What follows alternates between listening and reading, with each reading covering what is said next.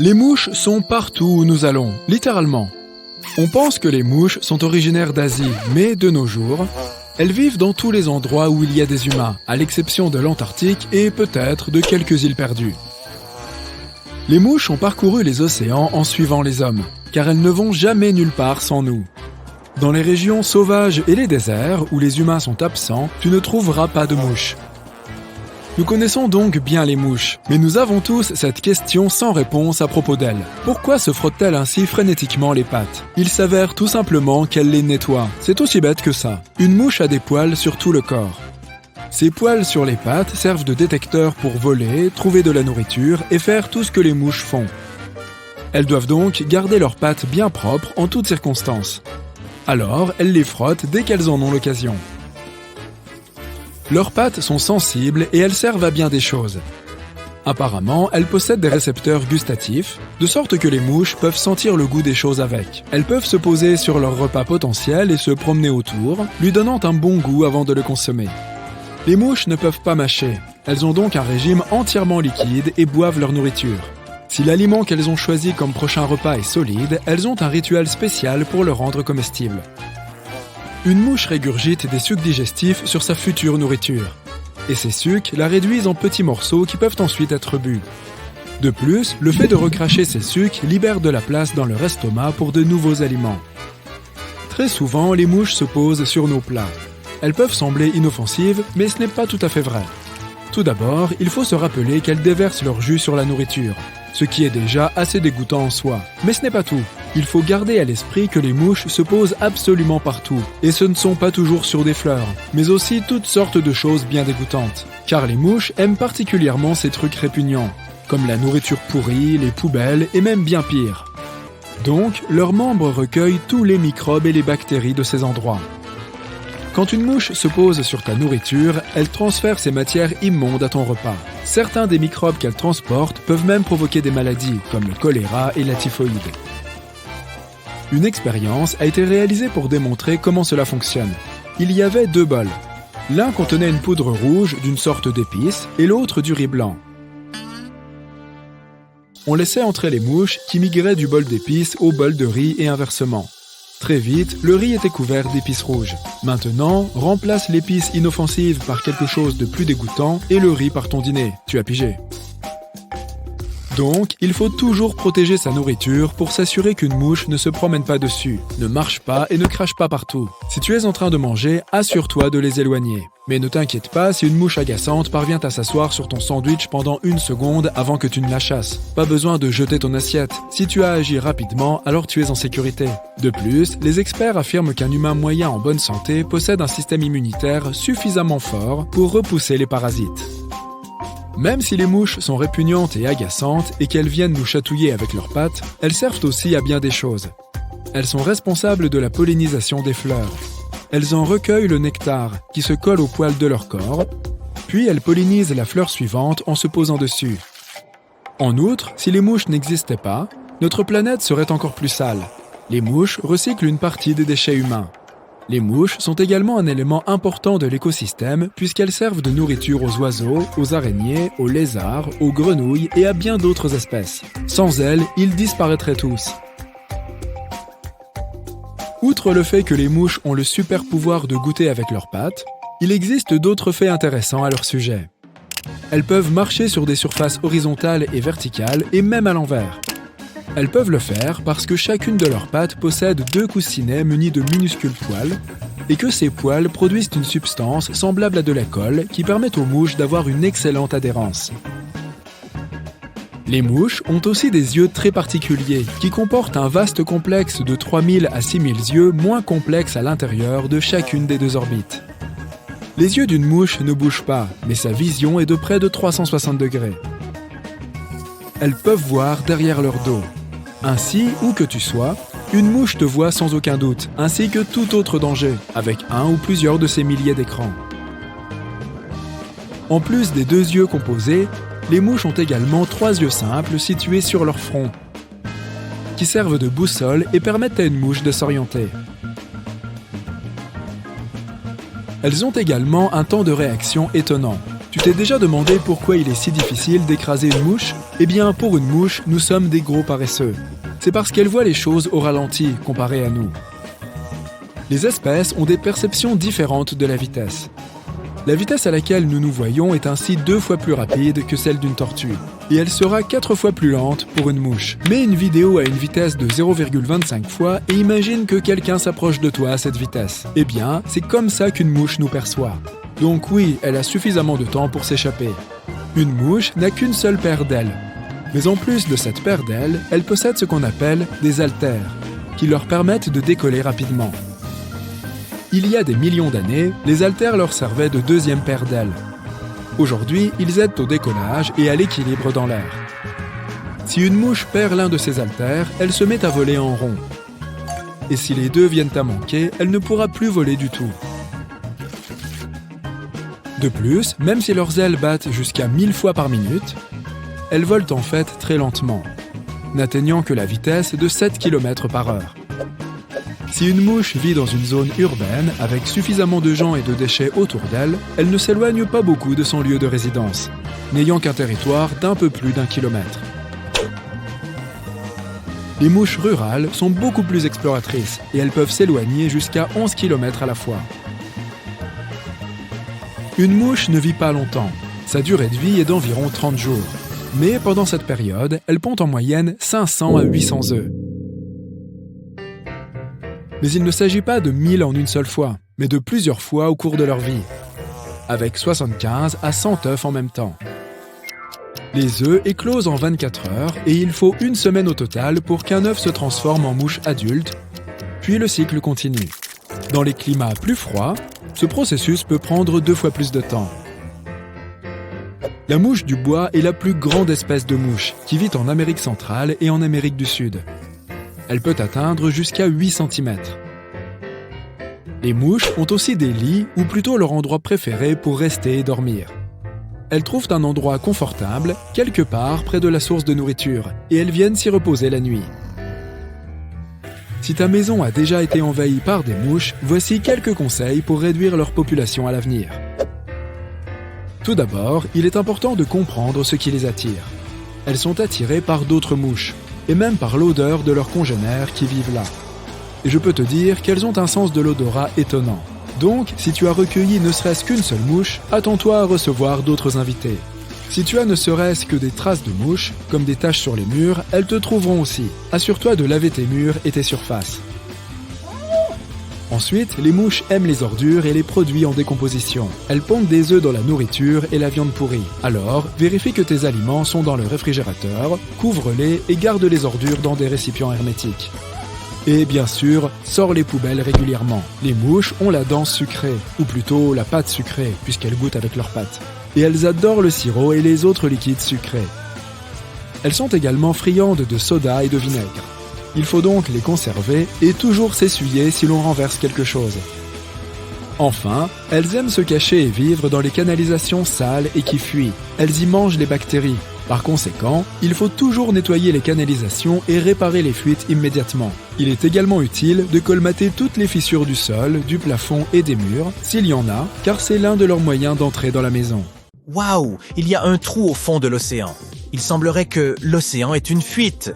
Mais ce n'est pas une fuite telle qu'on pourrait s'y attendre, où l'eau s'écoule simplement. Il s'agit plutôt d'une source, car l'eau s'écoule vers l'intérieur et non vers l'extérieur. Cette fuite unique est connue sous le nom d'oasis de Pitti. C'est un étudiant du nom de Brendan Philip qui l'a découverte par hasard, lorsqu'il a remarqué que des bulles remontaient à la surface. Normalement, la présence de bulles dans l'océan nous indique qu'il pourrait s'y trouver des cheminées hydrothermales, qui sont des points chauds où se développent des phénomènes très intéressants. Ces événements sont en fait comparables à des sources chaudes le long du plancher océanique. Mais au lieu de bouillonner du fond des mers, elles libèrent un fluide surchauffé dans la croûte de notre planète. Lorsque l'eau de mer s'infiltre dans ces fissures et s'enfonce dans la croûte, elle entre en contact avec le manteau extrêmement chaud de notre planète. L'eau de mer est alors portée à des températures très élevées. Puis, en remontant vers la surface, elle transporte des gaz dissous et des minéraux. Lorsque le fluide chaud jaillit des cheminées, il se mélange à l'eau de mer environnante et se refroidit rapidement. À une courte distance de la cheminée, la température peut retomber à un confortable 20 degrés environ. ce qui est exactement, semble-t-il, ce que certaines créatures apprécient. Et il y a de vraies bizarreries qui vivent dans cette obscurité, comme des poissons fantomatiques, des vers tubicoles géants à pointe rouge et un type unique de crevettes avec des yeux sur le dos. Certaines de ces créatures, comme les vers tubicoles et les bactéries, dépendent des composés chimiques et des minéraux libérés par les cheminées pour survivre dans ces conditions difficiles. Mais dans ce cas, l'eau bouillonnante ne provenait pas d'une cheminée hydrothermale. Elle découlait d'une source et c'est un peu plus inquiétant. L'eau de ce réservoir doit rester là où elle se trouve. Si une trop grande quantité s'en échappe, cela pourrait avoir de graves conséquences, en particulier pour la région environnante. On peut observer cette fuite inhabituelle le long de la zone de subduction de Cascadia, qui est une énorme faille au large de la côte nord-ouest du Pacifique. Il s'agit d'un endroit où deux grandes plaques qui forment la croûte terrestre se rencontrent et glissent l'une contre l'autre. L'eau de l'oasis agit en quelque sorte comme un lubrifiant entre ces plaques. On peut comparer la zone de faille à une table de hockey pneumatique. Lorsque la pression du fluide est élevée, c'est comme si l'air était activé. Cela signifie que la friction entre les plaques est réduite, ce qui permet à ces dernières de se déplacer. Mais si la pression du fluide est plus faible, les deux plaques peuvent se coincer l'une contre l'autre, ce qui entraîne une accumulation de la contrainte, non qu'elles se sentent mal. Dans le contexte des plaques tectoniques, la contrainte est une pression ou une force capable de provoquer une déformation. Et si cette pression commence à s'accumuler à un moment donné, il faut bien qu'elle débouche quelque part. Lorsqu'elle est trop forte, elle peut déclencher des tremblements de terre, et probablement pas des moindres. Par exemple, une libération de la contrainte dans la zone de subduction de Cascadia pourrait entraîner un tremblement de terre de magnitude 9. À titre de comparaison, le plus grand tremblement de terre jamais enregistré s'est produit au Chili en 1960, avec une magnitude de 9,5. Les dégâts ont été colossaux. Nous espérons donc que l'eau restera dans son réservoir et continuera à maintenir l'équilibre délicat entre les plaques tectoniques. Nous n'avons exploré que 5% des océans. Qui sait combien de choses géniales se trouvent encore au fond, attendant d'être découvertes. Regarde, par exemple, ces mystérieux trous que des scientifiques ont découverts dans les profondeurs de l'océan Atlantique, près des Açores. Ils sont parfaitement alignés et espacés d'environ 10 cm, voire de quelques mètres dans certains CA. Ils ressemblent à des coups de poinçon laissés par une machine à coudre. Certains pensent que ces trous pourraient avoir une origine biologique. Par exemple, certains poissons pourraient les avoir formés en marchant sur le fond marin. D'autres pensent que nous sommes en présence d'un phénomène d'origine humaine, peut-être laissé par un pneu clouté. Bien sûr, de tels trous sont parfaits pour inventer des histoires sur les créatures venues d'autres planètes qui pourraient les avoir créées. Ou peut-être même des monstres légendaires, comme celui du Loch Ness. Il est difficile d'expliquer la symétrie de ces trous, mais un biologiste spécialiste des profondeurs a proposé une explication assez convaincante. Selon lui, il pourrait s'agir d'un animal creusant sous les sédiments. Et de temps en temps, il pourrait créer de petites cheminées juste pour avoir accès à une circulation d'eau propre dans son petit terrier. Il y a des tas de sédiments autour des ouvertures de chaque trou, et il confirme l'idée que quelque chose a repoussé le sol par en dessous. Mais rien ne prouve que ces trous soient réellement connectés sous la surface. Il y a aussi pas mal de choses cachées au fond des mers et des océans que les anciennes civilisations nous ont laissées. Par exemple, des archéologues ont fait une découverte très intéressante le long de la côte méridionale de Croatie. Une route cachée sous des couches de limon marin et vieille de 7000 ans. Ils ont trouvé cette ancienne route sur le site néolithique englouti de Soline. Le site de Soline était une île de construction humaine dans l'Antiquité, et un archéologue, Matt Parika, l'a découverte en 2021. Il étudiait des images satellites de la région autour de Korčula, l'une des magnifiques îles croates, lorsqu'il a réalisé qu'il pouvait y avoir quelque chose d'intéressant au fond de la mer. Il a alors plongé dans l'eau avec son collègue. Sous la surface de la mer Adriatique, qui rejoint la mer Méditerranée, à une profondeur de 4 à 5 mètres, ils ont trouvé des murs de pierre qui appartenaient probablement à une ancienne colonie. La masse continentale où les autochtones avaient édifié ce village était séparée de l'île principale par une étroite bande de terre. Heureusement, cette zone est protégée des grosses vagues par les îles environnantes, de sorte que le site est resté relativement bien préservé. Il est aujourd'hui caché sous la surface de la mer et recouvert de boue. Mais il est passionnant d'imaginer comment les gens circulèrent sur cette route il y a près de 7000 ans pour se rendre dans les villages avoisinants. Si tu veux voir les créatures les plus étranges, tu peux toujours te rendre au fond de l'océan. À vrai dire, les chercheurs ont déterminé qu'il pourrait se trouver plus de 30 espèces potentiellement nouvelles au fond de l'océan Pacifique. Ils ont collecté ces données à l'aide d'un véhicule télécommandé. C'est un grand pas en avant car, jusqu'à récemment, ils ne pouvaient étudier ces créatures qu'à travers des photographies. Il s'agit de vers segmentés, de différents types de coraux, de certains invertébrés semblables à des mille pattes, et de bien d'autres encore. Mais il existe également de nombreuses créatures d'épouvante anciennes que nous connaissons déjà, et qui semblent sortir de films de science-fiction. La poule à ventouse lumineuse, le fameux blobfish, d'accord, celui-ci a l'air plutôt normal jusqu'à ce qu'on le remonte à la surface. Le requin lutin, le poisson vipère de Sloan, les vers zombies. Burke, oui, je te comprends. Passons à autre chose. Les fonds marins recèlent aussi des choses de l'espace. On trouve des traces de formes rares de plutonium et de fer au fond de l'océan Pacifique. Et ce qui est génial, c'est que tout cela provient du cosmos. Ces matériaux radioactifs se sont probablement formés lors d'un cataclysme spatial et ont fini par arriver sur notre belle planète. Ces débris extraterrestres sont probablement apparus sur Terre au cours des 10 derniers millions d'années. Après être tombés dans l'océan Pacifique et s'être déposés à près d'1 kilomètre de profondeur, ils se sont intégrés à toutes les couches de roches qui s'y trouvaient. Le plutonium est particulièrement intéressant pour les scientifiques. On n'en a trouvé que de minuscules quantités, des centaines d'atomes peut-être. Mais c'est tout de même remarquable, car ces atomes sont créés par l'explosion d'étoiles. De tels éléments peuvent nous aider à mieux comprendre comment l'univers produit des éléments plus lourds que le fer, comme le plutonium, l'or, l'uranium et le platine. L'origine de ces éléments est encore incertaine. Pendant longtemps, les scientifiques ont cru que les supernovae, c'est-à-dire le moment où une étoile s'éteint dans une fabuleuse explosion, étaient à l'origine de la création de ces éléments lourds. Mais il semble qu'il n'y ait pas que cela. D'autres événements cosmiques, tels que la collision d'étoiles à neutrons, des étoiles extrêmement denses qui se sont effondrées, ou certains types rares de supernovae pourraient également être en cause. Laisse-moi juste attraper mon popcorn. Nous sommes en 2050. Tu te rends en voiture chez ton ami qui habite à l'autre bout de la ville. Ou, plus probablement, tu te fais conduire par ta voiture. Elle est entièrement automatisée. Tu n'as donc qu'à te détendre et à profiter de la balade. Tu t'ennuies, alors tu décides de jouer à un petit jeu et commences à compter les drones de livraison qui te survolent. 35, 36, 37, les feux de circulation passent au blanc. Et tu sais exactement ce qu'il faut faire. Eh oui, les feux de circulation du futur pourraient bien avoir une couleur supplémentaire. Le blanc. Ce feu intelligent est censé faciliter le passage aux intersections pour les véhicules à conduite autonome, aider le trafic à s'écouler avec plus de fluidité et réduire la consommation de carburant. Le feu vert signifiera toujours « allez-y ». Le feu rouge signifiera toujours « stop ». Et le feu blanc sera un signal pour les conducteurs humains et leurs passagers de suivre les véhicules devant eux qui traversent l'intersection. Les voitures autonomes n'auront pas besoin de voir ce feu blanc. Elles en recevront les données sans fil dans un certain rayon. Le système recommandera une vitesse optimale et donnera priorité à la route la plus fréquentée. Le feu blanc s'allumera lorsque suffisamment de voitures autonomes s'approcheront du carrefour. L'ordinateur déterminera alors l'ordre le plus efficace pour qu'elles avancent ou s'arrêtent. Et si ce nouveau type de feu de circulation est introduit avant que nous ne passions complètement aux véhicules autonomes, il y aura toujours des voitures à l'ancienne sur les routes.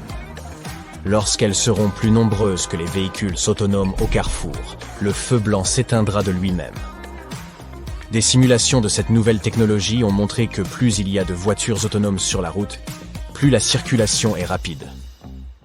Nous ne disposons pas encore de la technologie nécessaire pour installer le feu blanc à chaque intersection, mais les chercheurs de l'Université d'État de Caroline du Nord, qui sont à l'origine de cette idée, pensent que c'est réalisable. Cela prendrait du temps et de l'argent, mais permettrait d'en économiser bien davantage à long terme. Si tu es épaté par la 4e couleur d'un feu de circulation, imagine plutôt la réalité augmentée directement dans ton véhicule. Les panneaux routiers et les alertes de sécurité s'afficheront sur ton pare-brise, comme dans un film de science-fiction. Il pourrait également y avoir des notifications, des applis et des divertissements personnalisés. On dirait que tu ne t'ennuieras plus jamais sur l'autoroute. Et ta voiture non plus, puisqu'elle communiquera avec d'autres voitures du même type via un système de véhicule à véhicule, VVV. Les voitures échangeront des données sur la vitesse, la localisation et les avertissements de sécurité afin de prendre les bonnes décisions de conduite. Les travaux routiers, même s'ils sont effectués pour notre bien et notre sécurité, peuvent s'avérer assez frustrants. Eh bien, avec les routes autoréparatrices, il n'y aura peut-être plus besoin de tout cela. Des chercheurs de plusieurs universités britanniques ont créé un mélange de béton contenant de minuscules capsules remplies de bactéries spéciales. Ces bactéries proviennent de lacs situés à proximité de volcans et peuvent survivre jusqu'à 200 ans sans oxygène ni nourriture. Elles activent leur super pouvoir de régénération lorsqu'elles entrent en contact avec l'eau, qui se trouve être la principale cause des nids de poules. Après s'être nourries d'eau, les bactéries produisent du calcaire, qui colmate les imperfections des routes. Des tests ont montré que cette idée géniale fonctionnait réellement. Waouh! Lorsque cette technologie se sera généralisée, elle devrait permettre de réduire de 50% les coûts d'entretien des routes. C'est surtout une bonne nouvelle pour les automobilistes et les cyclistes, car les nids de poules représentent un énorme danger pour eux. De nombreuses autoroutes sont déjà surveillées par des caméras, mais les conducteurs et les véhicules autonomes pourraient bénéficier d'un accès à ces données. Dans un avenir pas si lointain, des capteurs se trouveront à peu près partout. Dans les véhicules, les bâtiments, les feux de circulation et même les routes elles-mêmes. C'est important parce que même certaines des voitures les plus intelligentes peuvent avoir une portée limitée dans ce qu'elles perçoivent. Si elles prennent des décisions sur la base de telles données, cela n'augure rien de bon. C'est pourquoi une autoroute intelligente dotée de capteurs sera d'un grand secours. Imagine que tu obtiennes des informations en temps réel sur tous les obstacles et dangers potentiels de la route via des réseaux 5G cellulaires ultra rapides. Cette technologie devrait permettre de réduire le nombre d'accidents de la route. Si un accident se produit sur l'une de ces autoroutes intelligentes, l'intelligence artificielle analysera les données relatives à la vitesse, au positionnement sur la voie et aux véhicules à proximité, afin d'élaborer des schémas et des algorithmes permettant d'éviter des accidents similaires à l'avenir. Étant donné que de plus en plus de personnes partageront des véhicules autonomes à plusieurs, la demande de places de stationnement devrait diminuer en conséquence. Et il y aura des parkings pour véhicules autonomes avec des bornes de recharge électrique et des services de nettoyage. Ces parkings pourront accueillir plus de voitures, car ils n'auront pas besoin d'ascenseurs ou d'escaliers. Les propriétaires déposeront simplement les voitures à l'entrée. Cela signifie également que les voitures pourront être garées de manière très serrée. Les gens n'auront pas besoin d'ouvrir les portes et de descendre du véhicule. Les chercheurs pensent que les parkings autonomes pourraient accueillir de 62 à 87% de voitures en plus que les anciens. Le seul problème, ce sont les propriétaires qui ne voudront pas payer pour le stationnement et qui enverront leurs voitures autonomes rouler sans fin. Cela pourrait provoquer des embouteillages robotisés, ce qui ne manquerait pas de poser des problèmes dans le monde de demain. Maintenant, si tu utilises les transports publics et que tu te sens souvent un peu frustré, tu vas adorer celle-ci. Les trains, les bus, les ferries et tous les autres véhicules que nous pourrons voir à l'avenir ne circuleront plus selon des itinéraires ou des horaires fixes. Le nombre de véhicules dépendra de la demande des usagers. L'idée étant de réduire les temps d'attente et les foules. Ce système, appelé transport à la demande, ou TID en abrégé, est déjà testé à différents endroits du globe. Cela ne se passe pas toujours sans heurts, mais les nouvelles technologies sont censées résoudre tous ces problèmes. Des applications et des algorithmes de cartographie t'aideront à réserver des trajets en minibus navette à partir d'arrêts de bus flottants, situés près de ton domicile et t'emmèneront là où tu désires aller. T'arrive-t-il de regretter de ne pas avoir acheté une voiture d'une autre couleur? La bonne nouvelle, c'est que ton véhicule pourra peut-être changer d'apparence à l'avenir. BMW a présenté un concept car, e-Vision D, capable d'une telle prouesse lors du Consumer Electronics Show de 2023 à Las Vegas. La voiture sera équipée de 240 panneaux qui pourront se parer de 32 couleurs différentes. Tu pourras choisir de changer tous les panneaux en une seule couleur ou définir une nuance pour chaque panneau, transformant ainsi ta voiture en un kaléidoscope roulant. La voiture aura également un pare-brise à réalité augmentée avec toutes les données nécessaires sur ton voyage et les notifications des réseaux sociaux, ce qui devrait apaiser certains problèmes d'anxiété liés à ceux-ci. Et ton futur véhicule exprimera également des émotions en utilisant un combo de phare et de calandre. Je suppose que si tu en prends bien soin, il te sourira tout le temps. Tu as certainement vu une voiture volante dans au moins un film futuriste, et ce futur se rapproche. Plusieurs entreprises y travaillent, et Aska est pour l'instant la plus proche d'y parvenir. Elle prend déjà des précommandes pour un véhicule à 4 places de la taille d'un SUV qui peut décoller verticalement et parcourir des distances allant jusqu'à 400 km. le tout à une vitesse de 240 km/h. Ces constructeurs promettent à Boss que la voiture volante n'aura aucun mal à se fondre dans la ville. Elle n'aura pas besoin de beaucoup d'espace pour atterrir et décoller et pourra être garée dans des parkings ordinaires. Son moteur utilisera un super carburant que l'on pourra acheter dans des stations-service ordinaires. Tu devras également recharger sa batterie à la maison ou dans des stations de recharge particulières. Ce bijou peut être acquis pour la bagatelle de 789 000 $. Hyundai propose son propre concept car Elevate, qui possède à la fois des roues et des jambes. Cette voiture Transformer se déplace comme les voitures ordinaires ne pourront jamais le faire. Elle peut monter les escaliers pour aider une personne en fauteuil roulant à surmonter cette épreuve, se faufiler dans une place de parking étroite ou franchir des obstacles. L'idée maîtresse de ce concept est de donner de la liberté et de la mobilité aux personnes qui n'en ont pas. Elevate peut également contribuer aux travaux de construction et au secours en cas de catastrophe. Imagine l'aide qu'il pourrait apporter aux équipes de secours qui tentent d'accéder à des zones où les voitures ordinaires ne peuvent pas passer, comme des débris ou des morceaux d'immeubles effondrés. En 2008, la NASA s'est posé une question intrigante. Comment les araignées construisent-elles leur toile en apesanteur ? Elle a donc envoyé 2 araignées dans la Station spatiale internationale. La première était la participante principale, et la seconde remplacerait la première au cas où elle aurait un problème. Cependant, les choses ne se sont pas déroulées comme prévu. L'araignée de secours a réussi à s'échapper et a rendu visite à sa compagne, ce qui a entraîné un certain désordre. Elles ont construit des toiles enchevêtrées qui interféraient l'une avec l'autre. Comme si cela ne suffisait pas, les mouches censées leur servir de nourriture ont commencé à se reproduire plus vite que prévu. Leurs larves se sont échappées de leur récipient et ont recouvert la fenêtre avant du compartiment. Très vite, les araignées se sont retrouvées complètement cachées derrière les larves. Bien que cette première expérience ne se soit pas bien déroulée, l'une des chercheuses impliquées dans son organisation était toujours curieuse. En 2011, elle a eu l'occasion de répéter l'expérience. Cette fois, elle a demandé l'aide d'autres chercheurs. Ils ont décidé d'envoyer une espèce d'araignée différente dans l'espace et ont préparé 4 spécimens, 2 pour l'ISS et 2 pour la Terre, afin de pouvoir comparer les résultats. L'objectif était d'exposer les araignées à des conditions de gravité variables et d'observer leur comportement.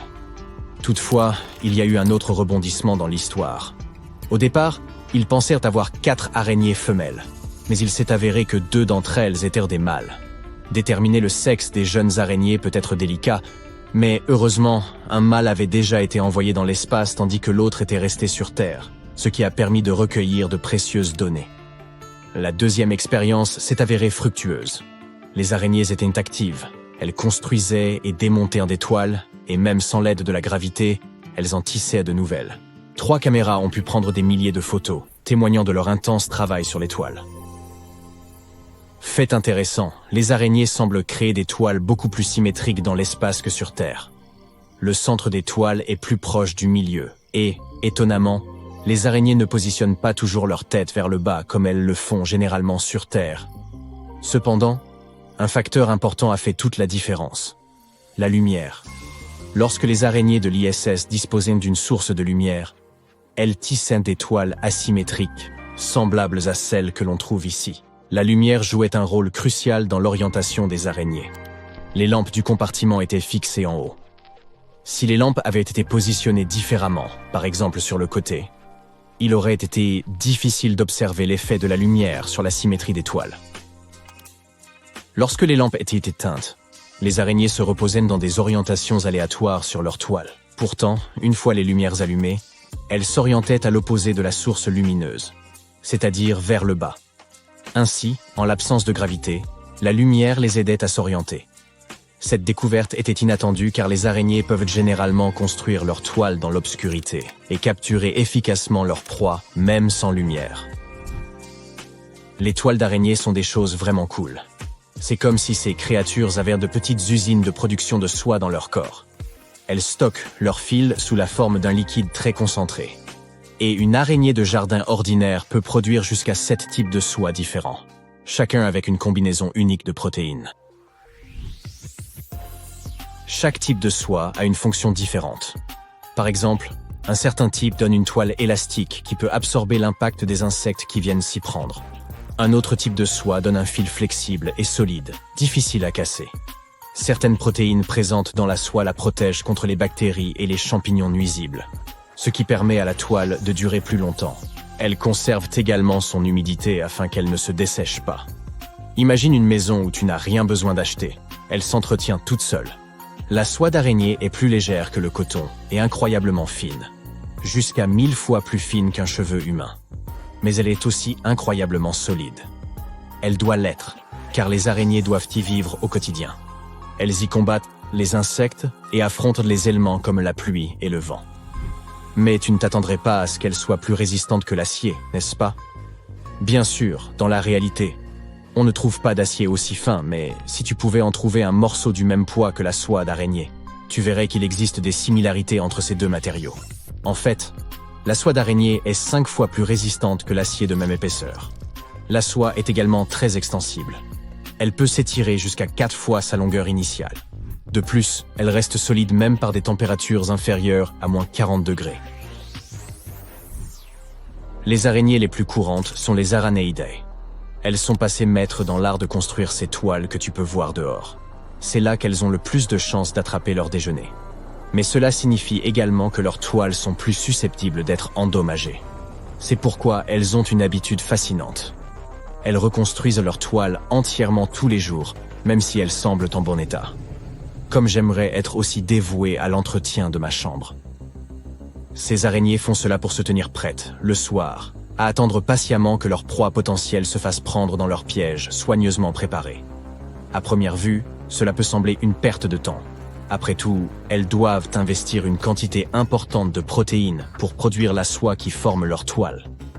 Mais même si cette araignée n'attrape pas son repas pendant la nuit, elle dispose généralement de suffisamment de protéines pour démonter sa vieille toile et en construire une nouvelle pour la nuit suivante. Lorsque l'araignée démantèle l'ancienne toile, elle consomme en même temps sa soie et, ce faisant, recycle les protéines qu'elle contient. Si tu as déjà observé une araignée sur sa toile, tu as dû remarquer à quel point elle réagit attentivement aux moindres vibrations. Il s'avère que la soie est capable de s'adapter à différentes fréquences sonores, contrairement à d'autres matériaux. Lorsqu'une araignée construit sa toile, elle ne se contente pas de filer la soie et de la laisser telle qu'elle. En fait, l'araignée ajuste la soie en la serrant ou en la relâchant et en modifiant la façon dont les différents fils sont reliés. De cette façon, elle crée une toile qui peut vibrer ou produire différents types de sons. L'araignée est comme un musicien qui accorde sa guitare. On surnomme cette tisseuse de dentelle à pattes de plume l'araignée de jardinerie parce qu'elle aime vivre dans l'humidité des serres. Et elle a un moyen vraiment génial d'attraper les insectes. Au lieu de tisser des toiles collantes comme les autres araignées, elle utilise l'électricité. Elle produit une soie incroyablement fine, presque à l'échelle nanométrique. Et sur ses pattes arrière, cette araignée possède des poils spéciaux qui agissent comme de minuscules peignes. Lorsque la soie sort de son corps, l'araignée utilise ses poils pour peigner et manipuler la soie. Et c'est là que la magie opère. Ce processus génère une charge électrique. Les fils de soie sont maintenant crépitants d'électricité et viennent former de petites boules qui ressemblent à des pelotes de laine duveteuses. Ces pelotes chargées d'électricité sont un excellent moyen de piéger les insectes qui passent par là. Lorsque des proies entrent en contact avec la soie, la charge électrique fait s'accrocher les fils à leur corps, ce qui les empêche de s'enfuir. Les Caerostrices darwini femelles fabriquent des toiles gigantesques qui peuvent s'étendre au-dessus des rivières et des lacs et mesurer plus de 24 mètres de diamètre. Il s'avère que ces toiles gigantesques ne sont qu'une partie de leur plan génial pour attraper leur proie. Une toile super solide qui passe au-dessus de l'eau comme un pont peut capturer de gros insectes volants, par exemple des libellules. Mais c'est un chantier impressionnant qui nécessite plusieurs jours de travail. Ces fils spéciaux traversent la rivière et fixent solidement la toile à chaque berge. Aucun moyen d'y échapper. Il y a de plus en plus de cambriolages dans ton quartier. Et tu te demandes si ta maison pourrait être prise pour cible. Tu n'as pas de système de surveillance. Alors ce soir, tu poses du papier d'aluminium sur la poignée de ta porte d'entrée avant d'aller te coucher. Cela permettra de savoir si quelqu'un a essayé d'entrer chez toi pendant que tu dormais. Tu te réveilles le lendemain matin et tu vois que le papier d'aluminium est légèrement déchiré. Quelqu'un est passé par ici et il est certain qu'il reviendra. Une autre option consiste à mettre une tasse sur la poignée de ta porte. Lorsque la poignée tournera, la tasse tombera. Le bruit te réveillera et dissuadera probablement l'intrus. Tu dois te méfier si un ouvrier est passé chez toi récemment. Il t'a dit qu'il travaillait non loin et t'a demandé à utiliser tes toilettes. Tu as refusé et tu as regretté d'avoir été impoli sur le moment. Mais en réalité, tu as bien fait.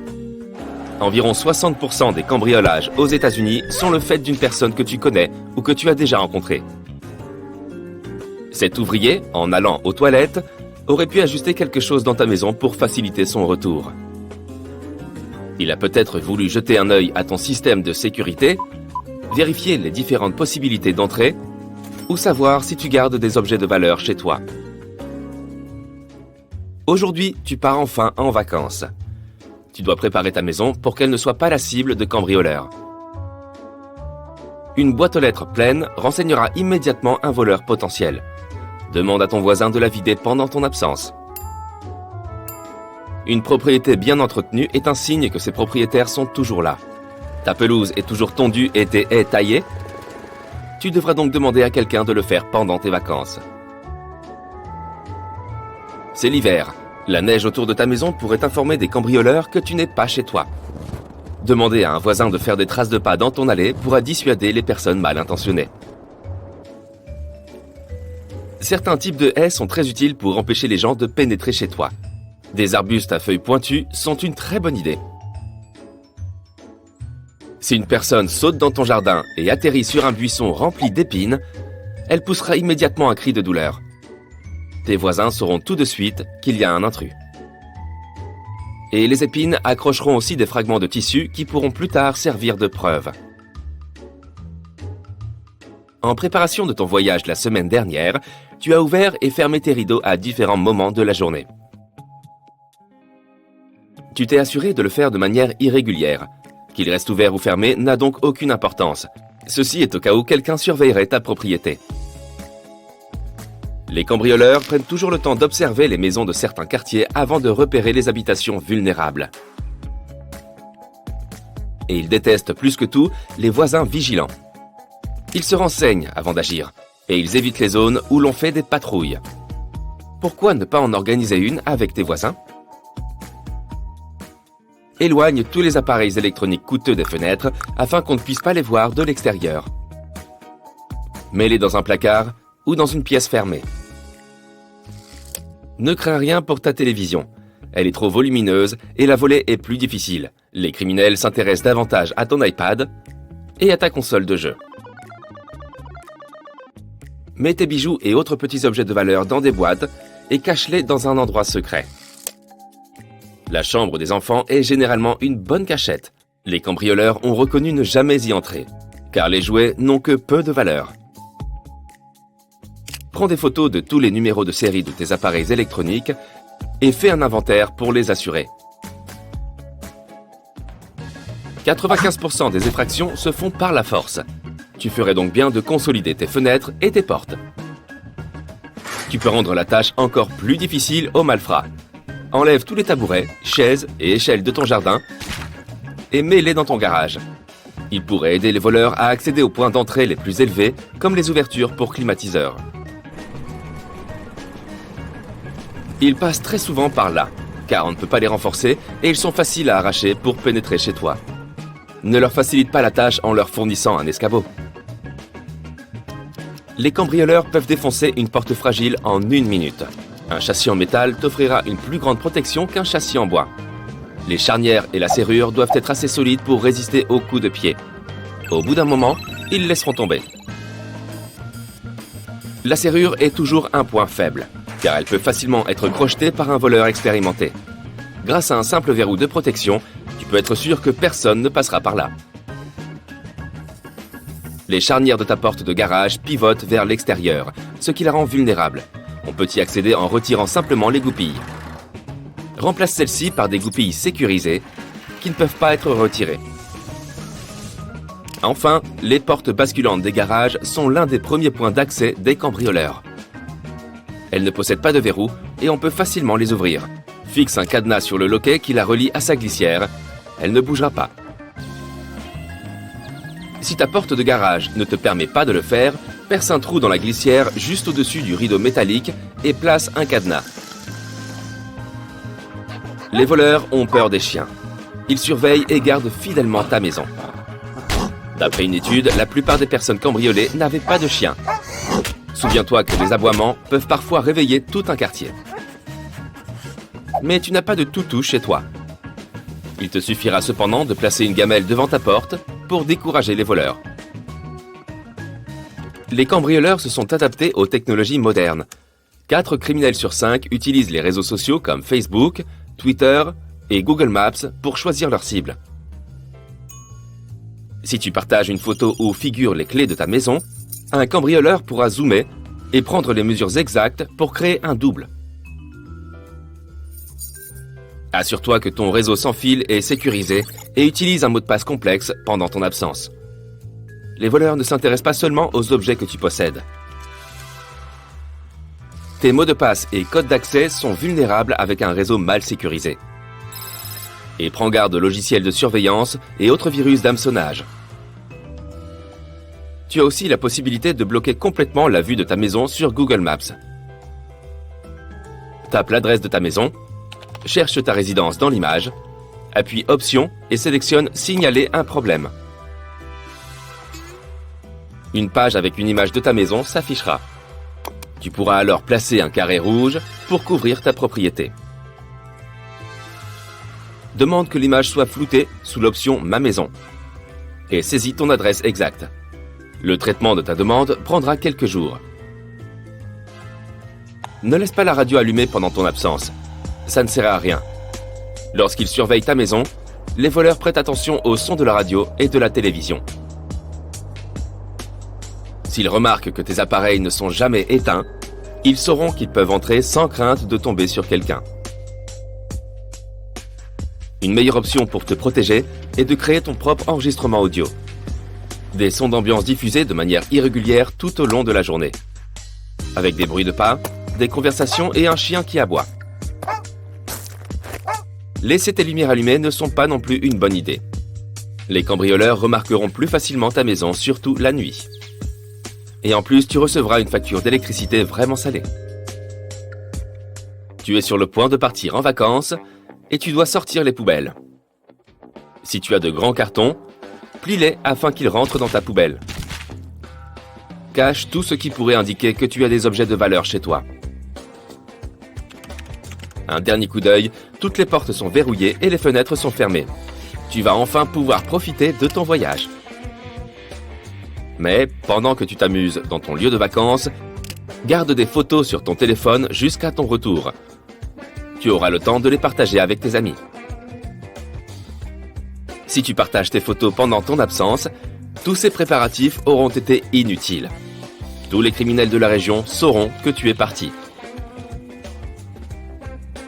Avec 2,5 millions de maisons cambriolées chaque année aux États-Unis, sache qu'une propriété sans système de sécurité a 300% plus de chances d'être prise pour cible. À ton retour, pense à en installer un. Il te sera très utile.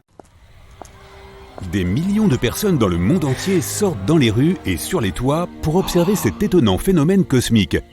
Une autre planète, juste à côté de la Lune, grosse et rouge. Au début, tout le monde est excité. Mars, qui sort de nulle part, a un effet étrange sur l'humanité. Tout comme la Lune peut affecter l'état psychologique et physique de certaines personnes, la visite inattendue de Mars amène les gens à se comporter de façon assez étrange. Chaque nuit, le ciel est éclairé par la lumière blanche de la Lune et la lueur rouge de Mars. Beaucoup de gens ressentent une sorte d'insomnie instantanée. Certains arrêtent même de boire du café car ils ne se sentent plus fatigués. Mars fait ressortir l'énergie, voire même un peu de sauvagerie chez les gens. Elle les fait rire davantage et rend même quelques pauvres gens fous. Ils commencent à sortir de chez eux plus souvent et à profiter de ce ciel nocturne inhabituel. Quelques jours plus tard, tout le monde peut voir ce qui se passe. Mars grossit. Les scientifiques annoncent que la planète rouge se dirige lentement vers la Terre. La collision est inévitable. Les Terriens n'ont plus que quelques années à vivre. Il y a quelques mois, un énorme astéroïde s'est écrasé sur la planète rouge avec une telle force que Mars a tout simplement quitté son orbite et s'est mis à dériver. La probabilité que Mars se rapproche de la Terre a toujours été assez élevée. Après environ 3 secondes d'annonce, la nouvelle est devenue virale et la panique s'est installée. La situation est de plus en plus grave. Plus Mars se rapproche, plus cela affecte les gens sur le plan physique. Des centaines de vidéos apparaissent montrant des simulations de collision entre Mars et la Terre. Et il n'y a jamais de happy end. Tu veux voir ce qui va se passer? Demande une célèbre blogueuse à ses abonnés. La Terre est presque entièrement recouverte d'eau. Et Mars n'est que poussière, sable et roches. Puis elle place une énorme pastèque au milieu de sa chambre. Du coin opposé, elle lance une boule de bowling vers le fruit et c'est un strike. Mars semble presque de la même taille que la Lune à présent. Elle est sur le point d'entrer dans l'orbite de cette dernière et elle affecte le champ magnétique de la Terre. Inondations, ouragans, tsunamis, orages puissants, c'est de pire en pire. Les animaux deviennent fous, les oiseaux ne migrent plus vers le sud, les aurores, autrefois polaires, apparaissent dans les Caraïbes. L'économie n'encaisse pas si bien la nouvelle. Les gens cessent de se rendre au travail. Pourquoi continuer à travailler? Ils veulent juste s'amuser et être avec leurs proches. Il y a assez de ressources sur la planète pour tenir jusqu'à la catastrophe.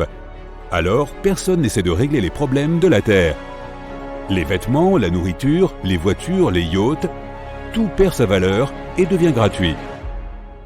Chaque jour, d'énormes fêtes de rue apparaissent dans le monde entier. Les gens décident de vivre leurs derniers mois dans la paix et l'harmonie. La catastrophe mondiale unit l'humanité comme jamais auparavant. Pour partir en fanfare, les terriens s'associent pour organiser un énorme concert de rock. La géante rouge qui détruit notre belle planète bleue. Oui, le rock'n'roll est la bande-son parfaite.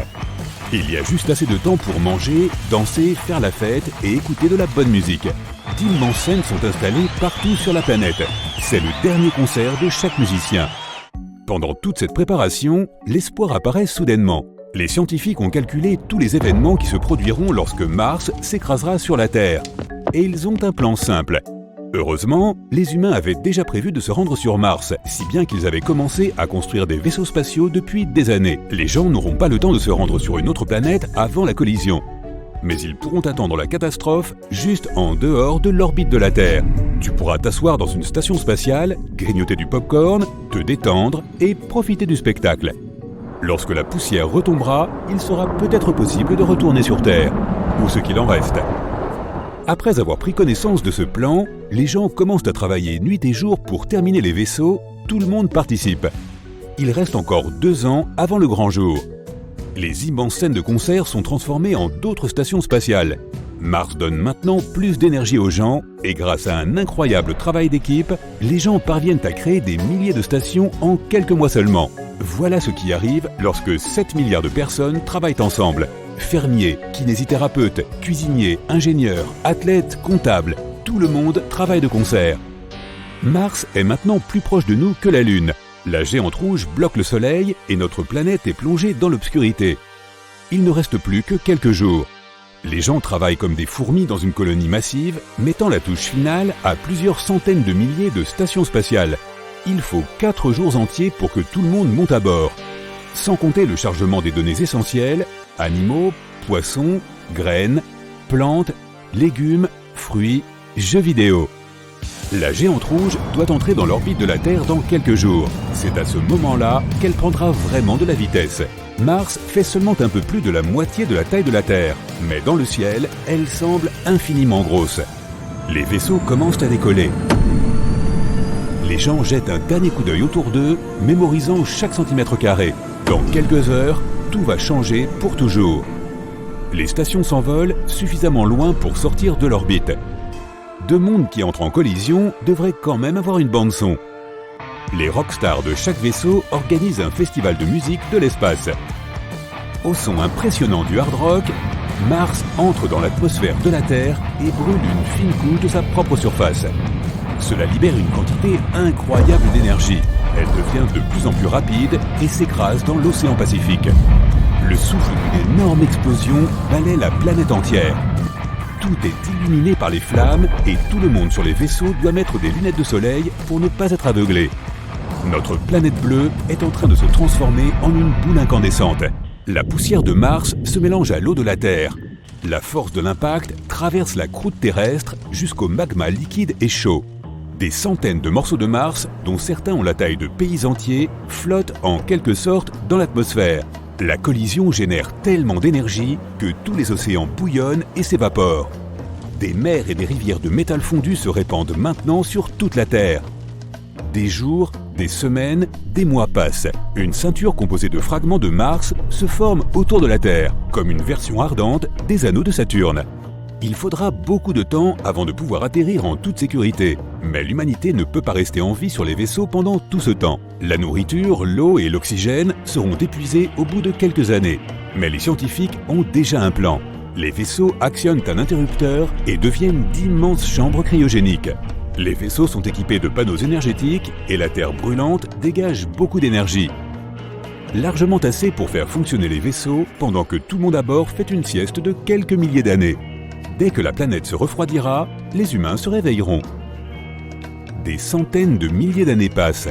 Un jour, des alarmes se déclenchent simultanément sur tous les vaisseaux. Les gens se réveillent lentement. Leurs corps sont épuisés, mais après quelques milliards de tasses de café, tout le monde est prêt à partir. Sur Terre, de nouveaux continents devraient s'être formés et l'atmosphère est très probablement différente. La planète a peut-être perdu son orbite d'origine, elle tourne donc à un angle différent. Les saisons telles que nous les connaissons ont disparu. Toute l'eau sur Terre s'est évaporée dans les premières heures. Mais il y avait d'énormes glaciers sur Mars, qui ont peut-être fondu lors de l'impact. Mars a peut-être partagé son eau avec notre planète. Les nuages de poussière et de saleté devraient être retombés maintenant, et le sol devrait être assez fertile pour faire pousser des choses. Tout ce magma a probablement craché un tas de minéraux et de composés chimiques utiles.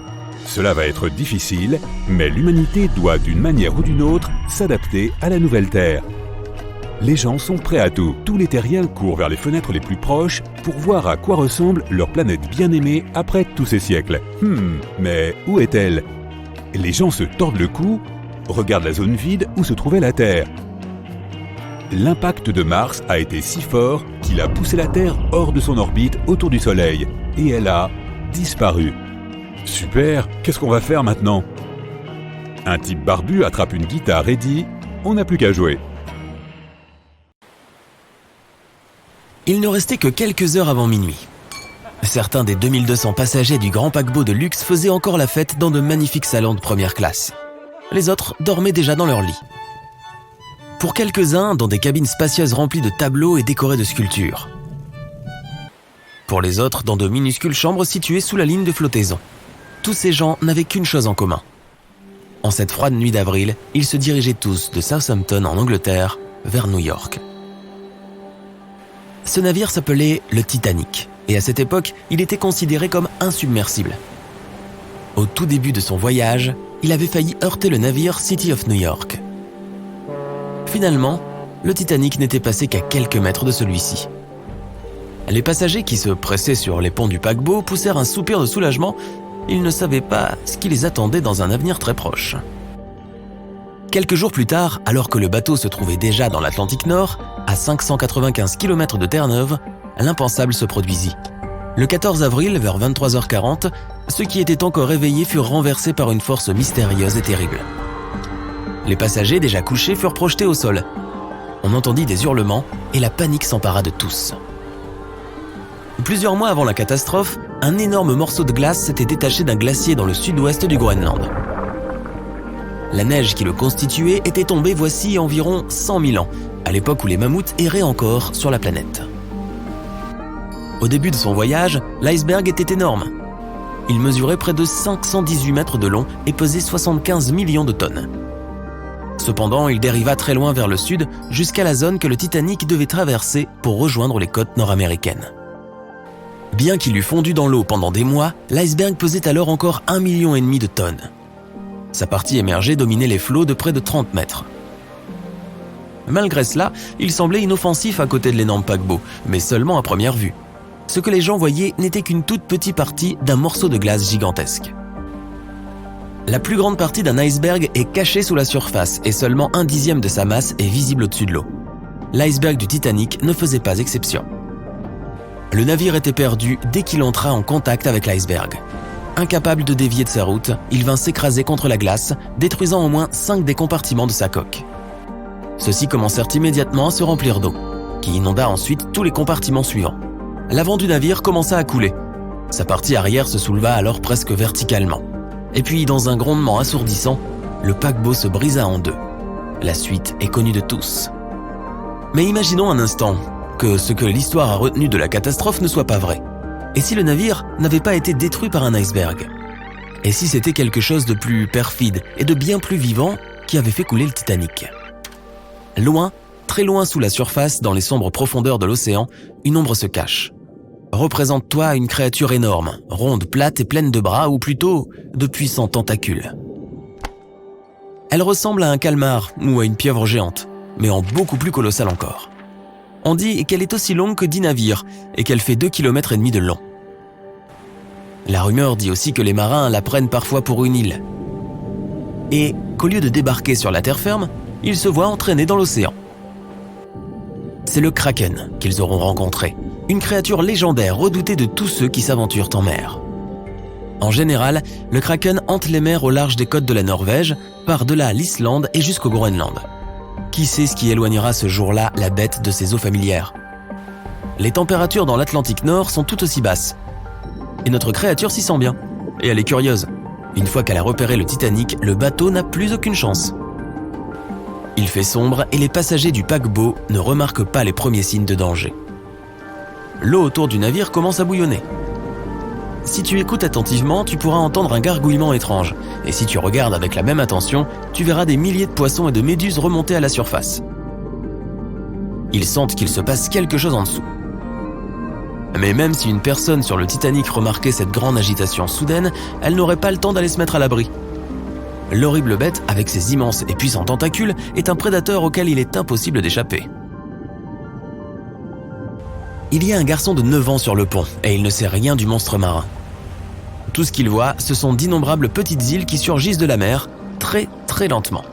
Le gamin ne comprend pas ce qui se passe, mais son sang se glace soudainement.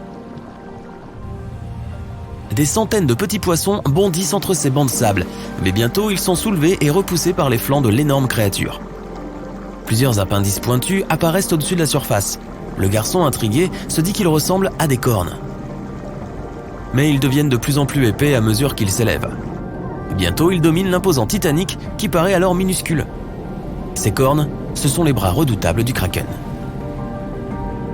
Le garçon est paralysé par la peur, et puis il aperçoit l'œil du monstre. Il fait la taille d'un éléphant. Le gamin se ressaisit alors et s'enfuit en hurlant comme il n'a jamais hurlé. Attirés par ces cris, les gens s'approchent.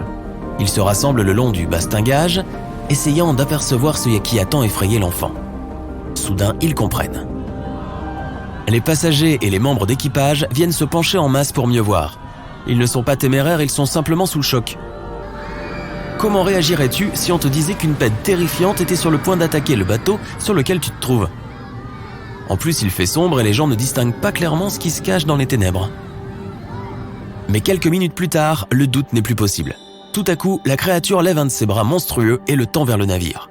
Il semble être plus long que la coque elle-même. Les femmes se mettent à crier et s'évanouissent. Les hommes sont tout aussi terrifiés. Ceux qui ne perdent pas immédiatement la tête courent se mettre à l'abri avec les enfants.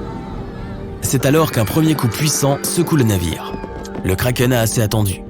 Il veut passer à l'action. La panique s'empare des passagers du Titanic. Le chaos qu'il crée en courant dans tous les sens et en criant ne fait qu'aviver la curiosité de la bête. D'habitude, le monstre préfère qu'on le laisse tranquille. Il reste au fond de l'océan, utilisant ses longs tentacules pour s'accrocher au sol et chasse paresseusement pour se nourrir. Il ne remonte à la surface que lorsque les températures sont exceptionnellement hautes ou lorsqu'on le dérange. Le Titanic est probablement trop gros et trop bruyant. Il a tiré la créature de sa torpeur. La bête remontée à la surface aperçoit un grand bateau scintillant et... waouh! Elle en est fascinée. Elle tend l'un de ses tentacules pour toucher l'étrange construction. Elle est faite d'une matière dure et la bête se demande si elle se brisera sous un peu de pression. Sans attendre, elle s'enroule de tous ses bras autour du bateau et tente de l'écraser.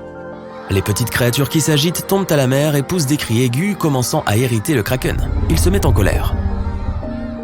Relâchant sa prise, le monstre commence à tourner autour du Titanic, se préparant à l'attaque suivante. Cette fois, elle est beaucoup plus puissante. Le métal s'enfonce et éclate. Encore un coup de tentacule habile et le navire commence à se remplir d'eau. Le Kraken s'éloigne un peu, comme pour aller profiter du spectacle. Mais alors, il remarque que le navire accélère dans une tentative désespérée de s'arracher à sa furie. Les passagers du Titanic poussent un soupir de soulagement. La bête semble avoir disparu. Ils ne savent pas que le Kraken n'a pas fini de jouer. Le bateau commence à ralentir. Sa poupe se soulève lentement et sa proue s'enfonce dans les eaux. Les passagers et les membres de l'équipage sont projetés sur les ponts. Mais la peur les empêche de crier et tout ceci se déroule dans un grand silence sinistre. Enfin, le navire se brise en deux sous son propre poids. Le fracas est si puissant qu'il effraie même le Kraken.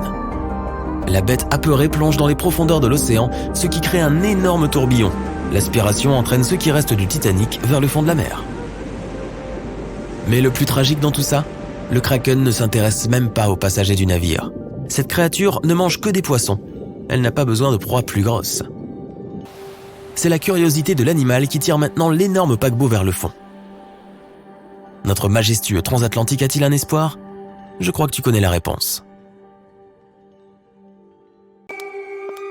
Bon, alors voici le scénario. Tu rentres chez toi après une soirée entre copines. C'est alors que tu entends des bruits de pas derrière toi. Tu te retournes et tu vois quelqu'un marcher dans ta direction. Tu te dis, est-ce qu'il est en train de me suivre ? Si ce scénario se présente à toi un jour, voici ce que tu dois faire. Commence à marcher un peu plus vite. Si tu entends les pas de la personne qui te rattrape, alors tes soupçons sont fondés. Essaye de tourner. 4 virages à droite suffisent pour te ramener à ta position de départ. Cela confirmera que la personne est après toi puisqu'elle n'a aucune raison de tourner en rond et cela te donnera une chance de disparaître. Dès que tu tournes, commence à courir jusqu'à semer ton poursuivant. Si des gens passent par là, tu peux dire à voix haute « Salut !» et prétendre que ce sont tes amis. Dis-leur que quelqu'un te suit et demande-leur s'ils peuvent t'accompagner dans un endroit plus public, jusqu'à ce que tu trouves un autre moyen de rentrer chez toi. Ne va surtout pas chez toi lorsque tu es suivi, même si tes nouveaux bienfaiteurs proposent de t'aider à t'y rendre. Ton poursuivant saura alors où tu habites et pourrait revenir plus tard, ou attendre que tu sortes de chez toi. Mais supposons qu'il n'y ait personne dans la rue et que cette silhouette soit toujours derrière toi. Si tu portes un sweat à capuche, rentre la capuche à l'intérieur pour la cacher. Si tes cheveux sont relevés en queue de cheval ou en chignon, laisse-les retomber pendant que tu marches. Il sera plus difficile pour ton poursuivant d'attraper toute ta chevelure ou de tirer tes vêtements s'il n'a rien à quoi s'accrocher. Maintenant, tu dois le semer. Si tu viens de t'éloigner d'une route très fréquentée, tu peux faire semblant d'avoir oublié quelque chose en tapotant tes poches. Dis à haute voix « Arf, où est mon portefeuille ?» Pendant que tu fais ça, commence à marcher encore plus vite dans la direction opposée. Cette personne sera moins susceptible de poursuivre quelqu'un qui court vers une rue bondée. Et elle ne courra probablement pas après quelqu'un qui n'a pas son portefeuille. Ne dis jamais que tu as perdu tes clés, elles te seront utiles plus tard. Ne sors pas ton téléphone pour envoyer des messages. La lumière de l'écran rendra l'adaptation de tes yeux à l'obscurité plus difficile. En plus, le fait de regarder ton téléphone te fera ralentir. Regarde bien autour de toi et apprends à connaître ton emplacement exact. En marchant, identifie le nom de la rue, regarde les numéros des maisons et quels magasins ou bâtiments se trouvent dans les environs. Tu auras besoin de ces détails plus tard. Si tu n'arrives pas à t'échapper et que la rue ou la ruelle dans laquelle tu te trouves semble interminable, tourne-toi et regarde ton poursuivant. Regarde ses vêtements, ses yeux, sa taille et son âge. Sweat à capuche noire, pantalon mauve, casquette de baseball verte, ok. Cela te permettra de donner une description précise aux autorités. En faisant cela, tu enverras aussi un message clair à cette personne. Et oui, je te vois. Les personnes mal intentionnées comptent sur l'élément de surprise. Avec un contact visuel prolongé et intense, tu leur retires cet élément. Ils seront pris au dépourvu et ne te verront plus comme une cible. Sois sûr de toi, les épaules rejetées en arrière, le menton relevé.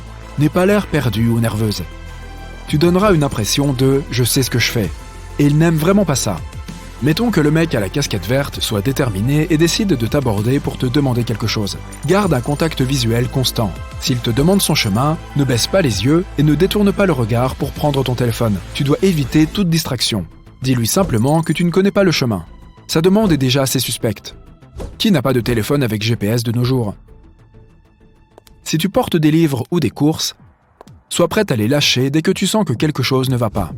S'accrocher à des objets lourds te ralentira. Maintenant, tu vas avoir besoin de tes clés. Place-les dans ta paume, les dents des clés dépassant de ton poing. Si les choses dégénèrent, tu auras quelque chose de pointu pour te défendre et tu pourras t'enfuir. Ne reste pas silencieuse. Fais du bruit en essayant de partir. Et crie au feu plutôt qu'à l'aide. Les gens réagissent plus souvent à cela qu'à un simple appel à l'aide. Personne ne veut poursuivre quelqu'un qui crie à tue-tête et attire l'attention sur lui. Si la personne te suit de plus loin, sors ton téléphone et appelle la police. C'est à ce moment-là que tu dois connaître tous les détails concernant la rue dans laquelle tu te trouves, ton emplacement et les bâtiments qui t'entourent. Reste au téléphone avec le répartiteur et suis ses instructions. Un autre scénario possible est que quelqu'un te suive en public. Si cela se produit, essaye de te rendre dans un supermarché ou n'importe quel endroit où tu peux te faufiler dans la foule. Si ta veste est d'une couleur différente de ta chemise, retire-la. Il sera plus difficile pour cette personne de t'identifier. Si tu entres dans un restaurant ou un café et que ton poursuivant est déterminé, il entrera et t'attendra. Une possibilité est d'aller directement aux toilettes et d'y rester pendant 5 à 10 minutes. Il se peut qu'il perde patience et qu'il parte. Si tu sors et qu'il est toujours là, fais la queue, commande quelque chose et fais savoir à l'un des membres du personnel que tu es suivi. Ils feront probablement quelque chose et garderont un œil sur toi. Prends ta commande et assieds-toi. Utilise ton téléphone pour faire savoir à ta famille ou à tes amis où tu es, afin qu'ils puissent venir te chercher ou te tenir compagnie. Pendant que tu attends, essaye ces astuces. Bâille. Si la personne bâille aussi, cela signifie qu'elle t'observe. Le bâillement est visuellement contagieux. Fais semblant de regarder ta montre. S'il vérifie la sienne aussi, il a les yeux rivés sur toi. Nous imitons instinctivement la personne sur laquelle nous reportons notre attention. Pour le piéger, quitte le café et marche un peu dans la rue jusqu'à ce qu'il te perde de vue. Puis, dès qu'il en sort, retourne dans le café. Il n'a aucune raison de rentrer de nouveau, sauf s'il te suivait avec une idée fixe. Lorsque quelqu'un vient te chercher, demande aux employés de t'indiquer la porte arrière par sécurité. Évite de marcher seul. Si tu le fais, reste dans les rues fréquentées et fais toujours attention à ton entourage. Tu sais, tout ce qui se trouve au-delà de l'écran de ton téléphone. Ha, détends-toi, je plaisante. La conclusion ? J'espère que rien de tel ne t'arrivera, mais le fait d'y être préparé te donnera confiance en toi au cas où. Dis-moi, que penses-tu des toilettes publiques ? Tu en as peur ? C'est bien ce que je pensais. Mais t'es-tu déjà demandé pourquoi les portes des cabines de toilettes arrivent rarement jusqu'au sol ? Eh bien, il s'avère qu'il n'y a pas une, mais plusieurs raisons tout à fait valables pour ne pas fermer les cabines de toilettes. Certaines d'entre elles sont évidentes, tandis que d'autres sont inattendues. Prêt à faire le grand saut ? C'est parti ! Si une personne perd connaissance ou présente un autre problème médical urgent dans une cabine entièrement fermée, il peut s'écouler des heures avant que quelqu'un ne s'en aperçoive. Et comme tu le sais, il y a des urgences où chaque minute compte. En revanche, s'il y a un espace entre le sol et la porte d'une cabine de toilette, les autres visiteurs verront immédiatement une personne évanouie. De plus, dans ce cas, il est inutile de défoncer la porte, car le personnel médical peut simplement se glisser sous la porte par l'interstice et la déverrouiller de l'intérieur. L'espace sous la porte de la cabine permet aux utilisateurs de voir qu'il y a quelqu'un à l'intérieur et empêche les gens de faire irruption s'il y a une autre personne. Tu sais comment ça marche. Tu vois les pieds de quelqu'un à l'intérieur de la cabine, tu cherches une autre toilette inoccupée ou tu attends ton tour. En plus, quand les portes des toilettes publiques n'atteignent pas le sol, cela évite les files d'attente inutiles. Les gens peuvent calculer le temps qu'ils devront passer à attendre une cabine libre et décider s'ils sont prêts à attendre ou s'ils préfèrent chercher d'autres toilettes. Les cabines entièrement fermées sont plus susceptibles de t'asphyxier avec les odeurs nauséabondes des autres, car il est difficile de se débarrasser des odeurs qu'elles renferment. Les cabines ouvertes, au contraire, sont beaucoup mieux ventilées, ce qui est essentiel lorsqu'il s'agit de cabines de toilettes publiques. Grâce à la circulation de l'air, les mauvaises odeurs se dissipent plus rapidement. Mais pas encore assez vite pour moi, cela dit. Une raison un peu plus évidente, et probablement l'une des plus courantes, est que les cabines de toilettes partiellement fermées sont moins chères. Premièrement, pour fabriquer la porte d'une cabine de ce type, il faut moins de matériaux. Par conséquent, cela coûte moins cher de fabriquer, d'acheter et d'installer cette porte, ce qui est l'une des choses les plus cruciales pour un propriétaire d'entreprise. En plus, de simples divisions de cabines sont beaucoup plus faciles. Elles ne dépendent pas de la hauteur du plafond ou de la régularité du sol. Mais si tu décides de commander des cabines du sol au plafond, cela demandera beaucoup plus d'efforts, comme un aménagement sur mesure et une découpe précise. Pour de nombreuses entreprises, tous ces efforts ne sont pas rentables. Le fait de laisser un espace sous la porte d'une cabine de toilette décourage en outre toutes sortes de comportements inappropriés. Psychologiquement, moins une personne se sent protégée et enfermée, moins elle est susceptible de faire quelque chose de dangereux et de risqué. Car si une cabine de toilette publique s'étend jusqu'au sol, les gens ont l'impression d'être vraiment isolés. Par conséquent, ils n'hésiteront pas à faire, par exemple, des graffitis ou à endommager la cabine de quelque manière que ce soit. De plus, avec un espace sous la porte, les autres visiteurs pourront repérer une personne qui cause des problèmes et mettre fin à cette activité immédiatement. Il est pratiquement impossible de sortir seul d'une cabine de toilette entièrement fermée lorsque la serrure se bloque. Tu serais piégé à l'intérieur et tu devrais appeler à l'aide. En revanche, lorsqu'une toilette comporte un espace sous la porte, en cas d'urgence, tu peux facilement t'échapper en rampant sous celle-ci. Imagine la situation cauchemardesque où après avoir fait tes besoins, tu réalises soudain qu'il n'y a pas de papier toilette dans ta cabine. Oh non! Malheureusement, si à ce moment-là tu te trouves dans une cabine entièrement fermée, personne ne peut t'aider. Mais si tu as eu la chance de vivre ce problème tragique dans une cabine avec un espace sous la porte, tu peux ravaler ta honte et demander à ton voisin de te sauver la mise en te donnant du papier. Au fait, as-tu déjà vécu des moments embarrassants comme celui-ci dans des toilettes publiques? Fais-le moi savoir dans les commentaires. Les cabines entièrement fermées donnent aux visiteurs un sentiment agréable d'isolement. Ils suppriment le bruit lié à la circulation dans les toilettes et par conséquent, les gens n'ont plus l'impression que d'autres attendent leur tour. Ils sont plus détendus et passent plus de temps à s'occuper de leurs petites affaires. Mais lorsqu'une cabine de toilette n'est pas entièrement fermée, les visiteurs ont tendance à se sentir plus pressés, ce qui accélère le trafic et élimine les files d'attente aux toilettes. Et la dernière raison, probablement la plus apparente, de laisser un espace est que cela facilite le nettoyage des toilettes. Un employé de ménage peut simplement passer sa serpillière sous les portes au lieu de perdre du temps à ouvrir et fermer chacune d'entre elles. Tu peux imaginer le gain de temps que cela représente si les toilettes sont grandes. Il en va de même pour le nettoyage des sols au jet d'eau. Lorsqu'il y a un espace ouvert pour que l'eau puisse circuler, le nettoyage devient plus rapide et plus efficace. Hey, garde ces informations pour le jour où tu seras à une fête et que tu seras entouré de gens odieux qui ne te laisseront pas placer un mot. Tu n'as qu'à te servir de ces faits sur les toilettes publiques et tu verras à quelle vitesse tu pourras vider la pièce. Je t'avais dit que ce truc était utile. Ok, j'ai compris. Je promets que je ne me plaindrai plus jamais des trous sous les portes des toilettes publiques. Mais voici une autre question qui m'intrigue. Pourquoi la plupart des portes d'entrée des toilettes s'ouvrent-elles vers l'intérieur? Je veux dire que lorsque tu entres, tu dois pousser la porte et lorsque tu sors, tu la tires. Mais ne serait-il pas plus logique que ce soit l'inverse? Ainsi, tu n'aurais pas à toucher la poignée de la porte avec tes mains fraîchement lavées en sortant. Il suffirait de la pousser avec ton épaule et tu serais libre. Mais non, même si ce n'est pas vrai pour toutes les toilettes publiques, pour sortir de la plupart d'entre elles, il faut toucher la poignée de la porte. Pourquoi? Eh bien, tout d'abord, cela empêche la porte de bloquer le couloir. Imagine que les toilettes soient très fréquentées. Du coup, si la porte était du genre poussée pour sortir, elle prendrait encore plus de place et obligerait les personnes qui empruntent le couloir à s'entasser devant la porte. De plus, à côté de nombreuses toilettes publiques, il y a des placards, des fontaines à eau et d'autres équipements. Et une porte qui s'ouvre vers l'extérieur causerait beaucoup de désagréments à ceux qui doivent utiliser ces aménagements. De plus, peux-tu imaginer à quel point il serait difficile de circuler dans le couloir en cas d'urgence? Les portes des salles de bain ne doivent pas gêner ou bloquer le mouvement en cas d'évacuation. La sécurité est une autre bonne raison d'installer des portes qu'il faut pousser pour entrer dans les salles de bain publiques. Tout d'abord, ces portes ont à la fois la serrure et les charnières à l'intérieur. Par conséquent, personne ne peut t'enfermer dans les toilettes. Deuxièmement, si une salle de bain était équipée d'une porte poussée pour sortir, en l'ouvrant un peu trop rapidement, tu pourrais blesser quelqu'un qui passe devant la porte à ce moment-là. De plus, les portes qui s'ouvrent vers l'intérieur permettent de gérer les mauvaises odeurs, qui ne sont pas rares dans les toilettes publiques. En effet, lorsque tu ouvres une porte des toilettes, de l'air frais, extérieur et non malodorant est aspiré à l'intérieur et aide à dissiper les mauvaises odeurs. En revanche, si les portes s'ouvrent vers l'extérieur, c'est le contraire qui se produit.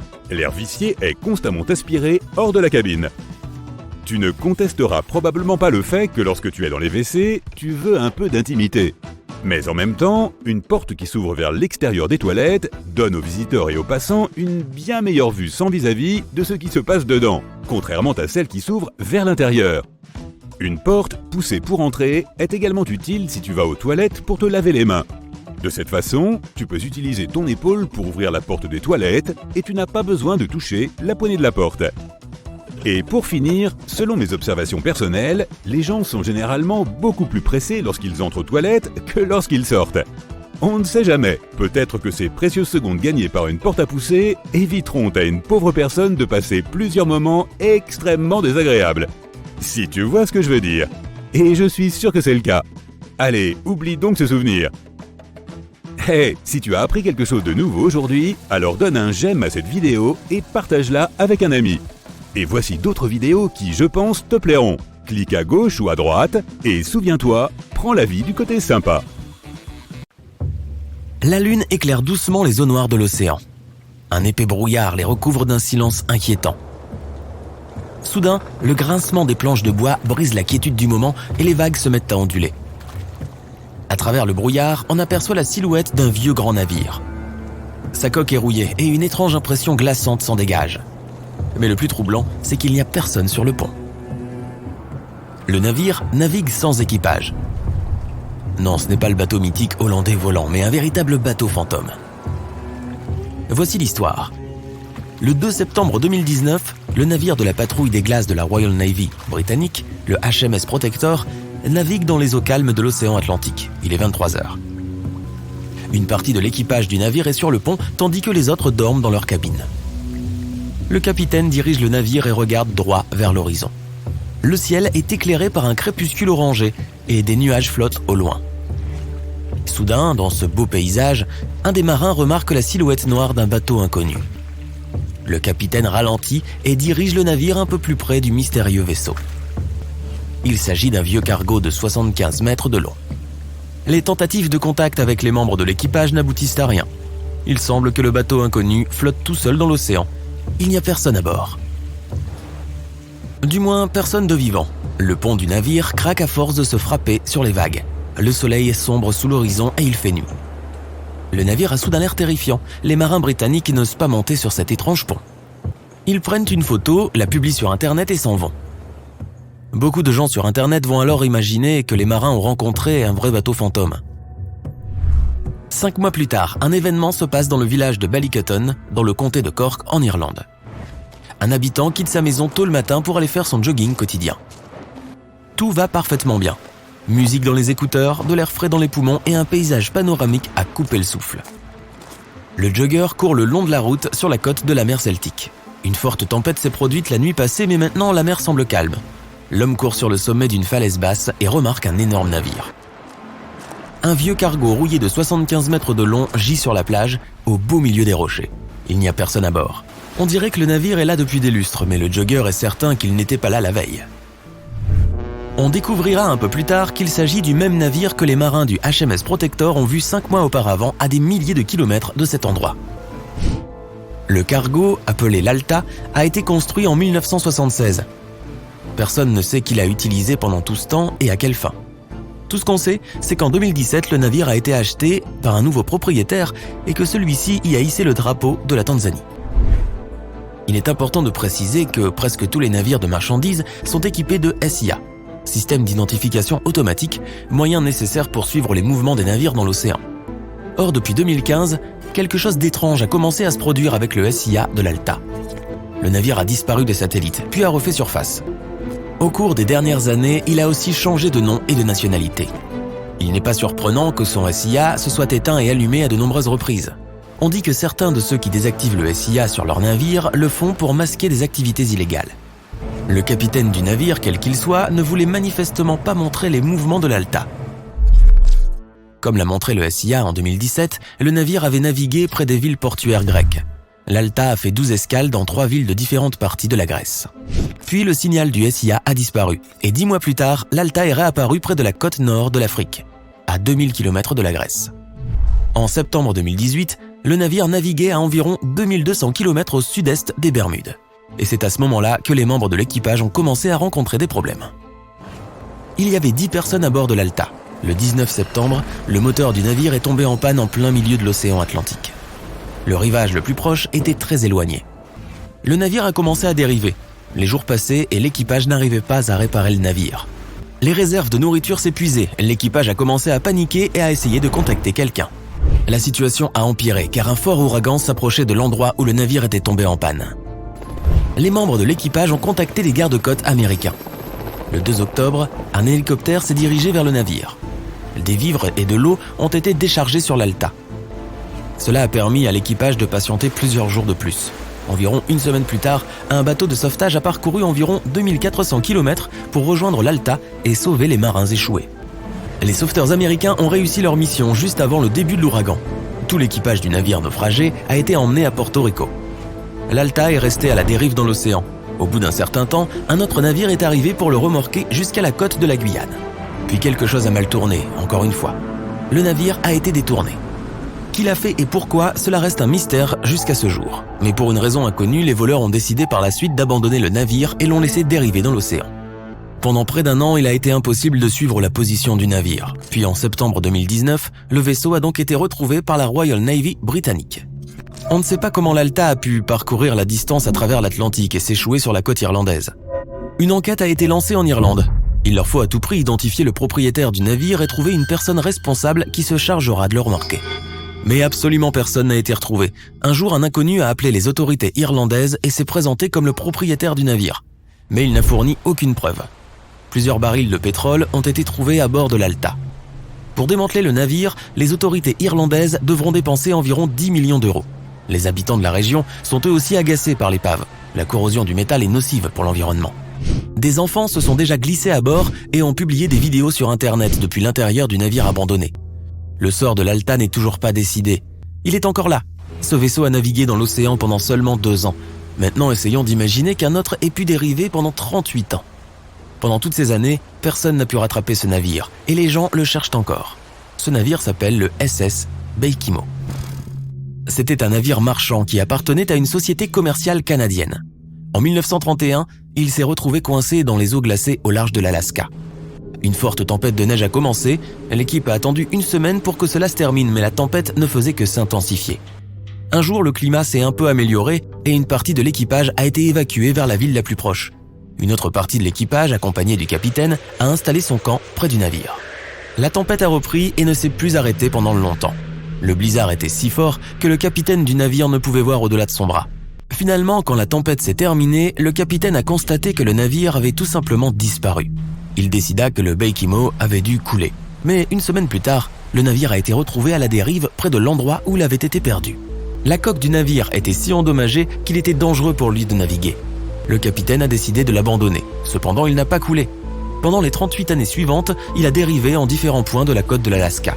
À plusieurs reprises, des personnes sont montées à bord, dont des habitants de l'Alaska et un groupe de chercheurs.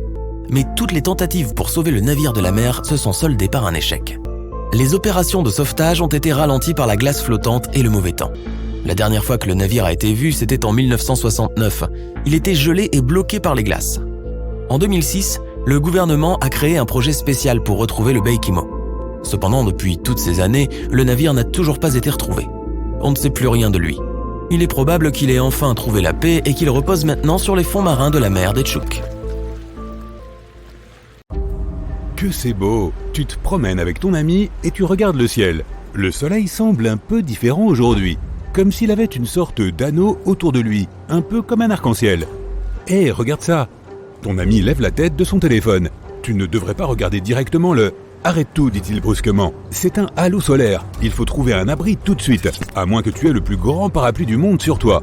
Un halo solaire est un signe de la nature indiquant qu'une tempête de neige ou de pluie se prépare. Il est causé par les nuages qui sont constitués de milliards de petits cristaux de glace flottant à 6000 mètres d'altitude. La lumière du soleil passe à travers ces cristaux, de sorte qu'elle se divise et se réfracte, comme dans le cas d'un arc-en-ciel.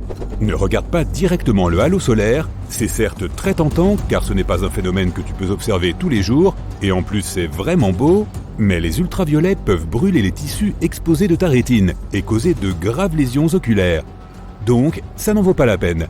Si tu as des lunettes de soleil, ça ne devrait pas poser de problème. Ce phénomène dure environ 40 minutes. Ces nuages sont les mêmes que ceux qui peuvent parfois causer l'apparition d'un anneau autour de la Lune la nuit. En réalité, la nature envoie des signes précurseurs de catastrophes de nombreuses façons différentes. Des arbres en forme de J peuvent signifier qu'un glissement de terrain se prépare. Comme le sol bouge lentement, les arbres prennent cette forme très photogénique. Essaie de trouver une zone plate et évite de t'approcher des arbres, sauf si tu as une force surhumaine. Tu es en train de faire une belle promenade sur la plage, du sable, du soleil, pas un nuage dans le ciel.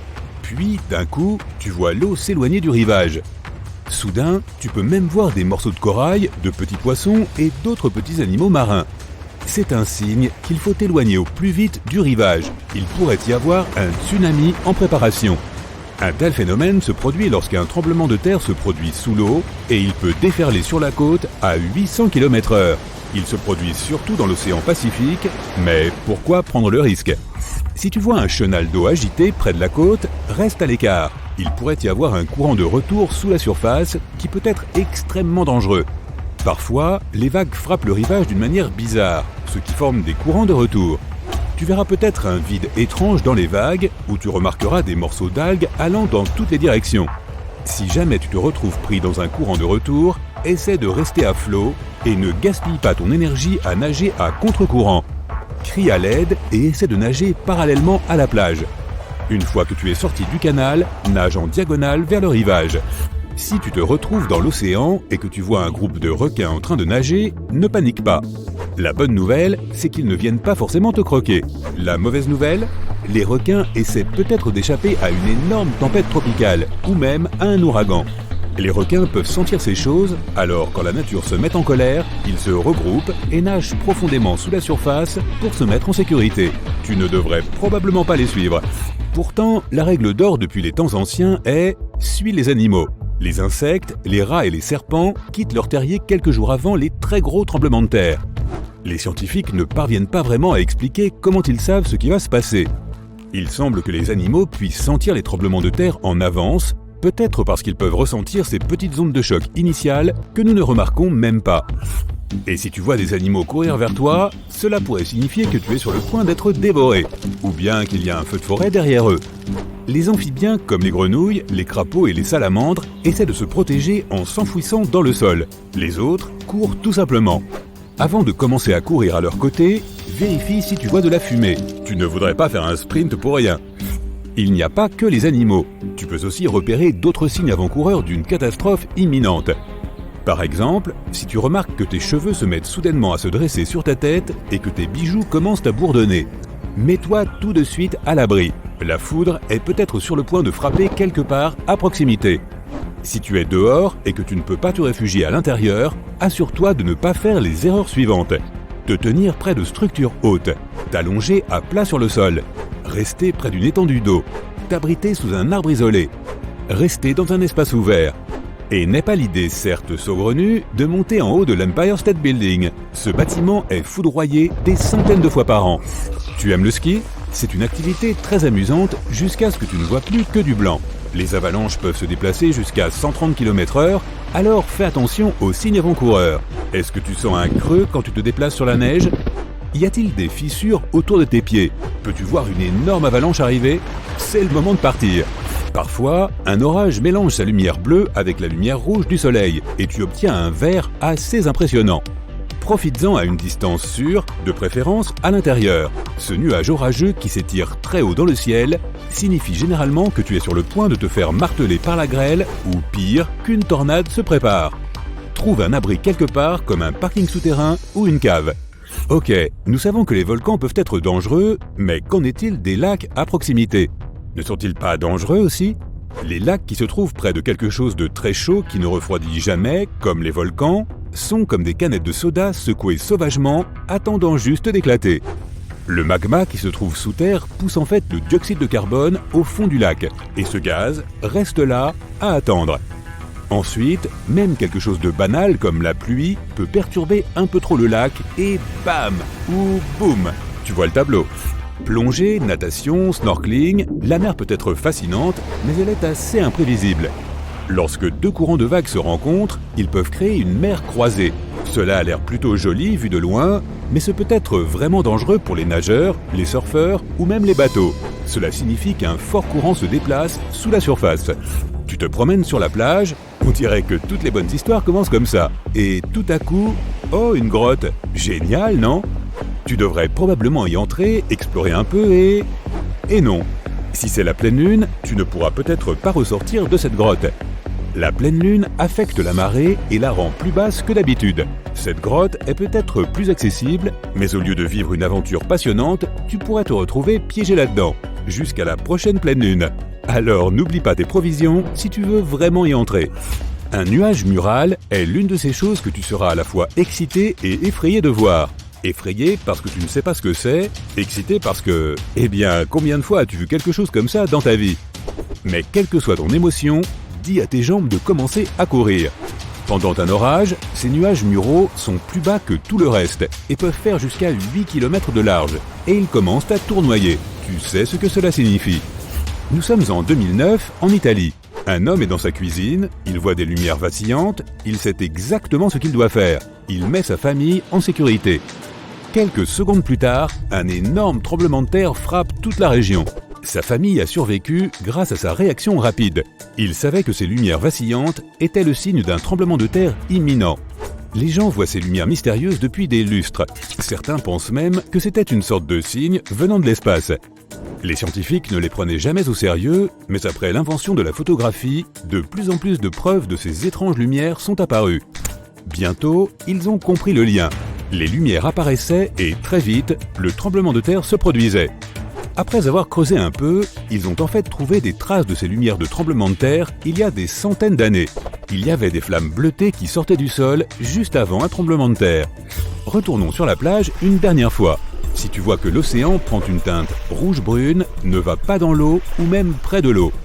Cette marée rouge est causée par des algues toxiques et c'est un phénomène que tu peux trouver partout dans le monde. Ces algues toxiques peuvent être là même si l'océan est d'une couleur normale. Avoir ces algues sur toi peut causer des problèmes de santé, alors si tu as été touché, rince-toi à l'eau douce aussi vite que possible. Regarde bien le devant de ton sweatshirt. Bon, ignorons les taches de ketchup pour l'instant. Tu as déjà remarqué cette forme de V juste en dessous du col? Ce petit écusson en V n'est pas seulement décoratif, il a plus d'une utilité. Fabriqué à partir d'une double couche de matériaux en toile, tout comme les ceintures de taille et les manchettes, ces inserts permettent au porteur d'enfiler le sweat sans qu'il perde sa forme au fil du temps. Lorsque le sweatshirt descend sur la tête, l'insert en V s'étire et se courbe afin de laisser de l'espace pour se tortiller. L'autre fonction du motif en V est d'absorber la sueur. La poitrine est une zone importante de transpiration. Il suffit de regarder ton t-shirt trempé après avoir fait une activité intense. Mais attention, l'insert en V ne peut pas tout absorber.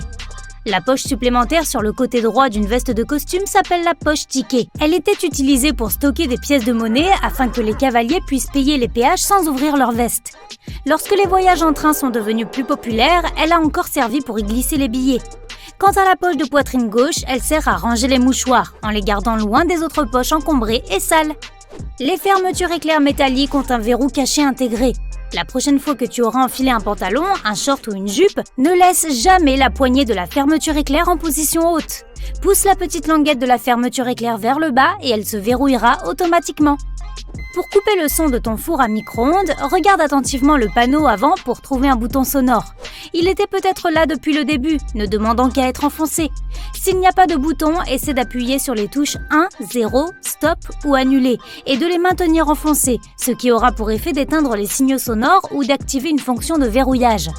Bien sûr, si ton micro-ondes n'a pas de fonction de sourdine, tu devras continuer à te lever pour arrêter la minuterie. Les cartouches de la Nintendo Switch ont une fonction de sécurité cachée et elle peut te laisser un goût amer en bouche. Bien que non toxique, le benzoate de dénatonium enrobe la cartouche d'une substance aigre, poivrée et amère pour empêcher les enfants de l'avaler. Ce composé chimique est l'un des arômes les plus amers connus de l'humanité, couramment utilisé pour empêcher les gens de consommer des choses qu'ils ne sont pas censés consommer. On n'a pas toujours beaucoup d'intimité quand on utilise des toilettes publiques, surtout quand la porte ne descend pas jusqu'au sol. Mais ces espaces sont là pour un accès d'urgence, au cas où la personne à l'intérieur aurait besoin d'une aide immédiate. L'espace sert aussi à la ventilation, Dieu merci, et à empêcher les gens de s'attarder trop longtemps dans les toilettes. Les cure-dents ont un support intégré pour t'empêcher de les laisser simplement sur la table. Il suffit de casser la partie supérieure, c'est aussi simple que ça. Place-la sur ta table et mets le cure-dent entre les encoches. Le bout pointu vers le haut, bien sûr. De cette façon, il ne touchera pas la table et restera propre. Tu peux faire la même chose avec des baguettes jetables. Casse la partie supérieure avant de les séparer. Ces minuscules fossettes sur les balles de golf donnent en fait une plus grande portance à la balle et réduisent la résistance à l'air. Cela signifie que la balle peut aller plus loin grâce à elles. Ces alvéoles sont de forme sphérique ou hexagonale et chaque changement infime affecte les performances de la balle. Alors choisis-les avec soin. Les boîtes de film plastique ont des petits supports cachés qui empêchent le rouleau de sauter hors de la boîte. Il y a des petites languettes en carton sur les côtés qui se verrouillent dans le tube tout en facilitant l'extraction du film par glissement. Il suffit de les enfoncer et tu ne t'énerveras plus jamais. Les 7 pointes au sommet de la couronne de la Statue de la Liberté ne représentent pas les 7 océans et les 7 continents. Ils représentent les rayons du soleil avec une auréole pour montrer que Lady Liberty est tout simplement divine. Aux États-Unis, les 12 banques de la Réserve fédérale impriment tout l'argent du pays. Donc si tu veux savoir d'où viennent tes billets, il suffit de chercher ces petits codes. A1 Boston, B2 New York, C3 Philadelphie, D4 Cleveland, E5 Richmond, F6 Atlanta, G7 Chicago, H8 Saint-Louis, I9 Minneapolis, J10 Kansas City, K11 Dallas, L12 San Francisco. Les poils sur les côtés des escalators sont là pour encourager les gens à se tenir loin du bord et éviter ainsi qu'ils coincent un sac ou un lacet. Les pelotes à épingles à l'ancienne, qui sont composées d'une grosse tomate avec une fraise, sont plus qu'un support pour tes aiguilles. La fraise contient une lime à ongles. Lorsque tu enfonces tes épingles et tes aiguilles dans la fraise, la lime les empêche de rouiller et les aiguise. Certaines personnes oublient encore de retirer le pistolet à essence de leur réservoir après avoir fait le plein. Heureusement, les compagnies pétrolières le savent. Et si tu pars avec le tuyau toujours attaché à ta voiture, il y a un connecteur magnétique qui se désengage quand on le tire. Ces étiquettes de pain de différentes couleurs répondent à un système de code couleur pour indiquer le jour où le pain a été cuit. Elles sont généralement bleues pour le lundi, vertes pour le mardi, rouges pour le jeudi, lundi, vertes pour le mardi et jaunes pour le samedi. Lundi, vertes pour le mardi. La plupart des produits de beauté, tu trouveras un petit symbole qui indique la durée de conservation du produit. Par exemple, 2M signifie 2 mois après ouverture. Certaines vestes ont des rabats supplémentaires avec un bouton sur l'épaule, qui ont en fait une utilité. Ils sont conçus pour maintenir ton sac à main ou ton sac à dos en place et en sécurité. Les pompons sur le haut des bonnets n'ont jamais été un simple effet de mode. Ils étaient placés sur le haut du couvre-chef pour protéger les marins des coups accidentels à la tête lorsqu'ils se déplaçaient sur un navire. Ils n'apparaissent pas sur tous les types de mètres-rubans, mais les diamants ou les cercles noirs sont là pour aider à mesurer le bon emplacement des montants dans un mur. Ces petits trous sur ta casquette ne sont pas une mode qui dure depuis des années et qui n'aurait jamais été modifiée. Ces trous s'appellent en fait des œillets et ils servent à garder ta tête bien ventilée. Si l'inscription YKK est imprimée sur ta fermeture éclair, il ne s'agit pas d'un code secret à déchiffrer. Ces 3 lettres apparaissent sur de très nombreuses fermetures éclair dans le monde car elles sont le symbole du leader mondial des fabricants de fermetures, le groupe japonais YKK.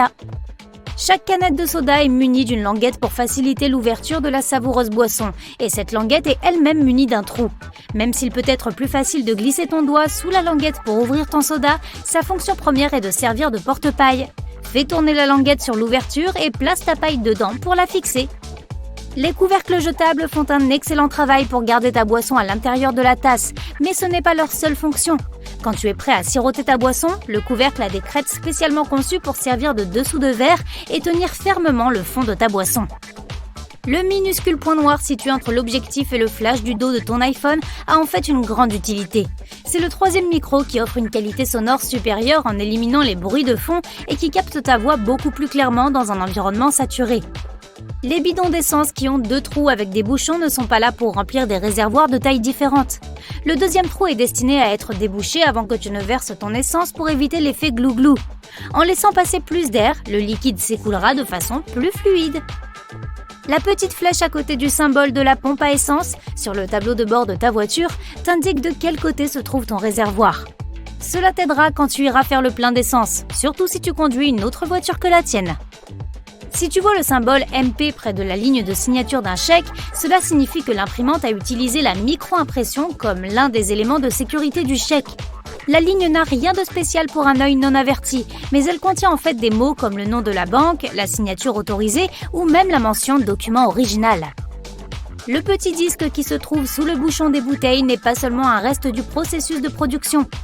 Il crée un joint encore plus étanche avec le couvercle. Ainsi, même si la bouteille est retournée, le liquide ne fuit pas. Le disque en plastique permet aussi de garder les sodas gazeux plus longtemps. La bosse au fond des bouteilles de vin s'appelle une piqûre. Mais elle ne t'aide pas seulement à tenir la bouteille. La piqûre rend la bouteille plus solide, donc si tu la fais tomber, le bouchon ne volera pas à travers la pièce avec toute cette pression.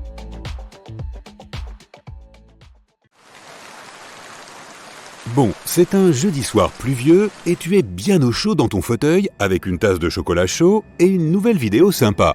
Soudain, tu vois une ombre effrayante au-dessus de toi. Il y a un monstre sur le mur avec 100 pattes et des antennes sur la tête. Tu commences à composer le 112 et appeler ta mère en même temps.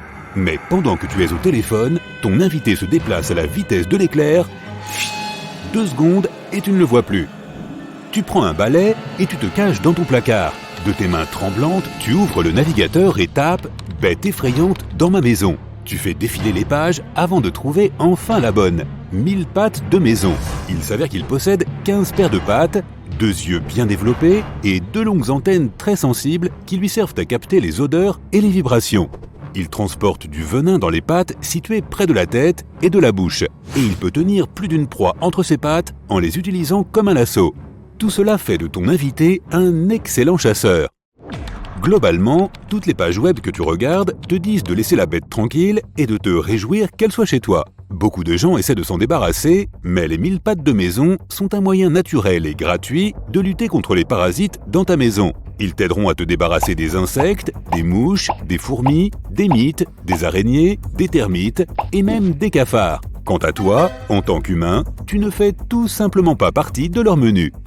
Ce sont des chasseurs nocturnes actifs et ils ne laissent ni toile ni quoi que ce soit d'autre nulle part.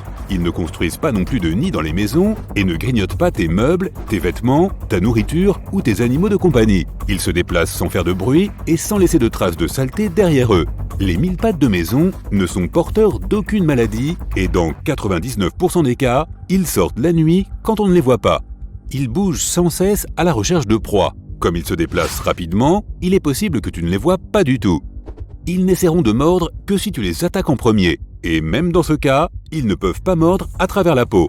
Leur morsure ressemble à une petite piqûre d'abeille, rien de trop fort. Cela ne semble pas si horrible et tu es presque prêt à sortir de ta cachette. Ah, tu cries comme une fillette, il est encore là. Vite, tu ne te sens toujours pas à l'aise de partager ta maison avec cette créature à plusieurs pattes. Tu prends un bocal et un papier, elle court à travers la pièce, elle est sous l'étagère, attends qu'elle sorte pour l'attraper. Tu éteins les lumières pour qu'elle se sente plus à l'aise. Elle ne bouge plus et c'est fait. Tu l'emmènes dehors en espérant qu'elle fera encore son travail de lutter contre les parasites. Tu décides de protéger ta maison contre d'autres hôtes indésirables. Alors les 1000 pattes de maison aiment l'humidité et adorent surtout traîner dans les salles de bain et les sous-sols. Tu descends les escaliers et rebouches toutes les fissures dans le sol et les murs. Tu vérifies l'étanchéité de tous les tuyaux de la salle de bain et de la cuisine. Parfait. Il est maintenant temps d'aller dehors et d'enlever les feuilles et les branches sèches. Les 1000 pattes adorent se cacher dessous. Tu as bien travaillé cette nuit. Tu décides de regarder la télévision. Aïe, quel monstre! C'est une araignée Goliath, la plus grande araignée du monde. Et tout comme le 1000 pattes, elle a l'air bien plus effrayante qu'elle ne l'est en réalité. Le régime du Goliath comprend des insectes, des grenouilles et des rongeurs. Elle vit dans le nord de l'Amérique du Sud. Malgré son énorme taille, elle ne peut pas blesser un humain avec son venin, pas plus qu'une piqûre d'abeille. Le prochain invité de l'émission est le requin-baleine. Ce n'est évidemment pas un insecte, c'est le plus grand requin et poisson du monde. Il est un peu plus grand qu'un bus de 2 étages et aussi lourd que 5 éléphants. Il possède 300 petites dents dans la bouche et les utilise pour manger du plancton et parfois des poissons. Le requin-baleine nage lentement et est le plus gentil de tous les requins. Il joue même avec les plongeurs. En fait, les humains sont plus dangereux pour eux qu'ils ne le sont pour les humains. Malgré son énorme taille, le 1000 pattes géant africain est un gars timide qui préfère se cacher sous les rochers toute la journée. La seule chose qu'il peut attaquer, ce sont les feuilles sèches sur le sol. Ainsi, il joue son rôle pour l'environnement. Les diables cornus de l'Australie sont des lézards qui ont des piques effrayantes sur tout leur corps. Ils se déplacent dans les broussailles et les déserts à la recherche de fourmis. C'est leur unique repas et ils peuvent manger des milliers de petites fourmis par jour. Ils les attrapent avec leur langue collante, ils utilisent leurs pics pour se protéger des prédateurs et ne s'attaquent jamais à un humain. Leur super pouvoir est de changer de couleur en fonction de la température. Les Centurio senex vivent en Amérique centrale et en Amérique du Sud. Ces chauves-souris ne mangent que des fruits et la forme de leur visage et de leur peau les aide à les attraper. Elles ont de terribles manières à table et mettent complètement leur visage dans leur repas. Toutes ces rides permettent au jus de fruits de s'écouler directement dans la bouche. Oh, quelle bonne idée! Je devrais essayer cela moi aussi. Les ayés sont des lémuriens qui vivent à Madagascar. Une vieille superstition locale dit que rencontrer l'un d'entre eux porte vraiment malheur. En fait, ce sont des créatures inoffensives qui se nourrissent d'insectes et de larves. Ils tapent rapidement sur les troncs d'arbres pour trouver de la nourriture et la sortir avec leurs longs doigts du milieu. Les ayés préfèrent rester sur les arbres et se posent à peine sur le sol, de sorte qu'il est peu probable que tu en vois un de toute façon. Si jamais tu vas au Népal ou en Inde et que tu tombes sur un crocodile avec un nez long et étroit, ne panique pas, c'est un gavial. Les crocodiles sont leurs parents les plus proches, mais les gavials n'en sont pas réellement. Ils constituent une espèce unique.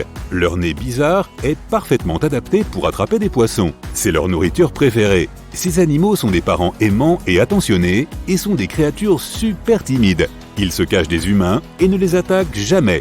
Les serpents laitiers de l'Est ressemblent énormément aux serpents corail, mais contrairement à cette créature très venimeuse, ils sont totalement inoffensifs. La nature leur a donné des anneaux de couleur vive pour tromper les potentiels prédateurs et leur faire croire que ce sont des serpents corail. Grâce à ce mimétisme, ils survivent dans différents endroits, des plaines rocheuses aux zones agricoles et aux granges. Certaines personnes possèdent même des serpents laitiers comme animaux de compagnie. Ok, mais il vaut mieux que tu vérifies bien les motifs de couleur avant. Les tortues mata-mata sont super paresseuses. Elles ne nagent même pas, mais marchent dans les ruisseaux et les marécages, où le débit d'eau est très réduit. Elles ne sortent de l'eau que pour pondre des œufs. Les mata-mata ne chassent pas, mais attendent que leur nourriture passe. Lorsqu'elles voient un poisson, elles tendent le cou et l'avalent comme un aspirateur. Elles doivent le faire parce que leurs mâchoires ne peuvent même pas mâcher. Les pauvres! La diacrisie de Virginie a aussi peur de toi que toi d'elle et essaie d'éviter le contact à tout prix.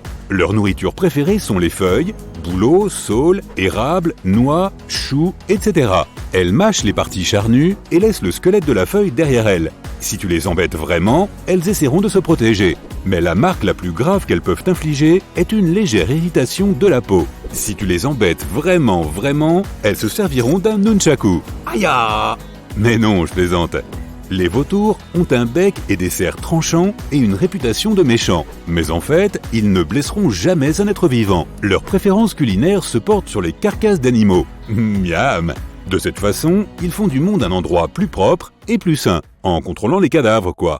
Contrairement à la plupart des oiseaux qui ont une vision à 360 degrés, les vautours ne se concentrent que sur ce qui se passe en dessous d'eux avec leur vision à 60 degrés.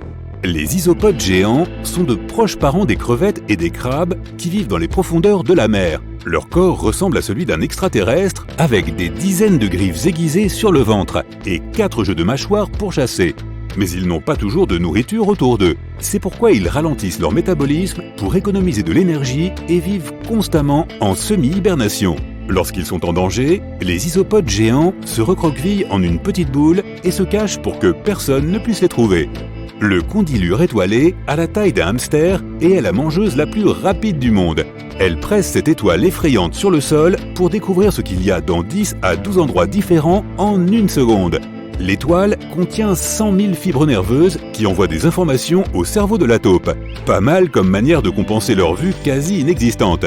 Cela lui sert pour chasser des insectes facilement, tout en étant parfaitement inoffensif pour l'homme. Les amblypyges, contrairement à leurs congénères scorpions, ne transportent pas de venin ou de toxines et ne peuvent pas mordre, piquer ou blesser les humains de quelque manière que ce soit. Ils ne peuvent même pas mâcher, alors ils s'assoient et attendent le passage d'un insecte qu'ils détectent avec leurs pattes.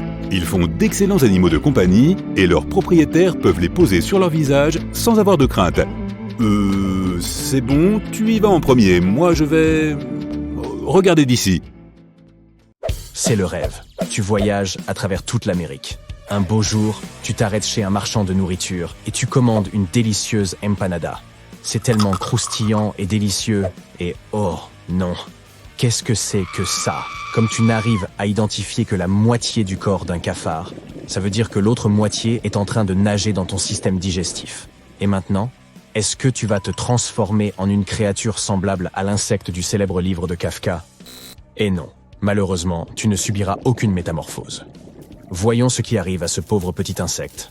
Tout d'abord, si tu n'as pas manqué l'école, tu sais que la digestion commence par la bouche. La salive contient beaucoup d'enzymes spéciales qui aident à digérer les amidons contenus dans tes aliments. En d'autres termes, la salive est acide et commencera à décomposer le cafard. S'il était encore vivant, il aurait probablement commencé à mourir à cet instant. Au moment où il arrive dans ton estomac, il aura très probablement disparu pour de bon. Contrairement à ce que tu crains le plus, il ne commencera pas à se promener dans ton ventre. Jusqu'à présent, ton expérience avec cet insecte a été terrible. Tu as vu ce petit bonhomme manger les pages de tes livres préférés. Tu l'as vu se faufiler dans de minuscules trous quand tu as essayé de l'attraper. Et tu l'as vu entrer et sortir des égouts comme s'il s'agissait de son terrain de jeu. Il est donc normal que tu penses « Oh non, est-ce que je vais tomber malade ?» Avec un peu de chance, non. Je pense que, comme tu as avalé un si petit morceau, ton système immunitaire s'en chargera probablement sans causer de gros dommages à ton organisme. Mais il y a une chance que tu aies des symptômes similaires à ceux de la grippe. Apparemment, les cafards contiennent, dans leur corps, un type spécifique de protéine qui peut provoquer des allergies chez les humains. Cette protéine pourrait affecter ton système respiratoire, ce qui se traduirait par un écoulement nasal, des démangeaisons de la gorge, des éruptions cutanées, etc. Comme tu es d'un naturel avide de vérité, tu décides de devenir le prochain expert mondial en cafards, pendant que ce dernier est en train d'être digéré dans tes intestins. Étonnamment, ça détend. Fait amusant sur les cafards, ils peuvent retenir leur souffle sous l'eau pendant 30 minutes. Cela signifie que s'ils n'étaient pas affectés par l'acide de ton estomac, ils pourraient probablement y survivre assez longtemps. C'est aussi pour ça qu'ils arrivent à se déplacer si confortablement dans les égouts. Mais c'est dégoûtant, alors changeons d'image. Même si ces insectes sont un peu répugnants, on les consomme dans de nombreuses cultures à travers le monde. Les blattes sont considérées comme hautement protéiques, comme beaucoup d'insectes. Cela dit, celles que l'on trouve dans les grands marchés alimentaires n'ont pas été capturées dans la rue, mais ont été élevées dans des fermes à cafards. Vous imaginez ? Ils sont populaires parce qu'ils sont bon marché et peuvent être élevés en masse. Sur une note plus positive, sais-tu qu'avaler un cafard, c'est un peu comme avaler un dinosaure ?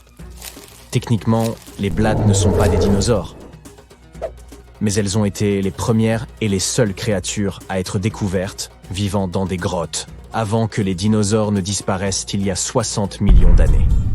La prochaine fois qu'on te demandera ton plat préféré, tu pourras dire « Cette empanada préhistorique que j'ai mangée une fois pendant mon voyage à travers le monde ». Au bout de quelques heures, tu vois ton expérience sous un autre angle. Qui aurait cru qu'au lieu d'être traumatisé par l'ingestion d'un cafard vivant, tu aurais plutôt envie de devenir plus intime avec cette espèce. En marchant dans la rue, tu vois quelques cafards qui circulent et tu décides même de leur donner un nom. Celui-là s'appelle Encore, par exemple, et c'est un bébé cafard. Tu as récemment découvert qu'un cafard âgé d'un jour peut déjà courir aussi vite que ses parents et qu'il existe plus de 4000 espèces différentes de cafards dans le monde. Qui l'eût cru ? Tu postes tout sur ton voyage émotionnel avec les cafards sur les médias sociaux et beaucoup de gens semblent avoir une opinion sur ce qui pourrait arriver. Pourtant, ils se sont tous trompés. Cela fait déjà plus de 8 heures et cette moitié de cafard que tu as mangé a probablement déjà été absorbée par ton corps. C'est alors que ton téléphone sonne et que Peter, un ami proche, panique à l'autre bout du fil. Il te dit « Mec, je faisais une sieste la bouche ouverte et je crois que je viens d'avaler une araignée. » Malheureusement, il ne deviendra pas le prochain Spider-Man à la fin de cette histoire. Il existe un mythe populaire que quelqu'un a commencé à répandre il y a de nombreuses années, selon lequel les humains avalent généralement jusqu'à un demi-kilo d'araignées pendant leur sommeil au cours de leur vie. Mais ce n'est pas vrai. En réalité, il est très difficile pour un humain d'avaler accidentellement une araignée. La raison principale est liée aux araignées elles-mêmes. Les humains sont des créatures énormes, et les araignées nous considèrent souvent comme faisant partie du paysage, tout comme un canapé, un escalier ou un meuble. Deuxièmement, si elles s'approchaient suffisamment de nous, les sons bizarres que nous émettons pendant le sommeil les feraient moins fuir. Nos ronflements et même notre respiration vibrent intensément, et cela suffit à éloigner l'araignée. Seul un petit nombre d'espèces d'araignées partagent en fait notre espace de vie. À moins que tu ne vives en Australie, bien sûr. Elles vivent généralement dans des coins tranquilles. et ne nous dérange pas beaucoup, nous les humains. Par ailleurs, on ne déglutit pratiquement jamais quoi d'on dort. L'être humain moyen passe une longue période de son sommeil sans déglutir. Cela signifie qu'entre une déglutition et une autre, la petite araignée aurait déjà disparu de la bouche de Peter. Je pense qu'il voulait juste une histoire aussi captivante que la tienne pour la partager en ligne. Mais qu'arriverait-il si on renversait la situation? Je veux dire, et si tu étais avalé par un cafard vivant à la place? Je sais à quoi tu penses. Ce ne serait possible que dans l'intrigue d'un Harry Potter ou d'un film de science-fiction ringard. Mais laisse-moi t'expliquer. Tu te retrouves à rétrécir jusqu'à ce que ton champ de vision soit dominé par cet énorme animal. De là où tu te trouves, tu peux voir ses pattes toutes poilues. Et, oh mon Dieu, celles-ci ressemblent à des dents bizarres. À ses yeux, tu n'es probablement qu'un insecte de plus qui fait partie de sa vaste gamme d'options culinaires. Malheureusement pour toi, les cafards mangent presque tout ce qu'ils trouvent. Ils se rapprochent de plus en plus. Chaque fois qu'il bouge ses pattes, le sol sous tes pieds tremble. Tu essaies de courir, mais il te rattrape, et tu viens d'être avalé par ce monstre. Tu vérifies rapidement les alentours. Il fait sombre, c'est humide, et ça sent mauvais. Sur ta droite, tu vois ce qui ressemble à un morceau de gâteau aux fruits. À ta gauche, un insecte mort.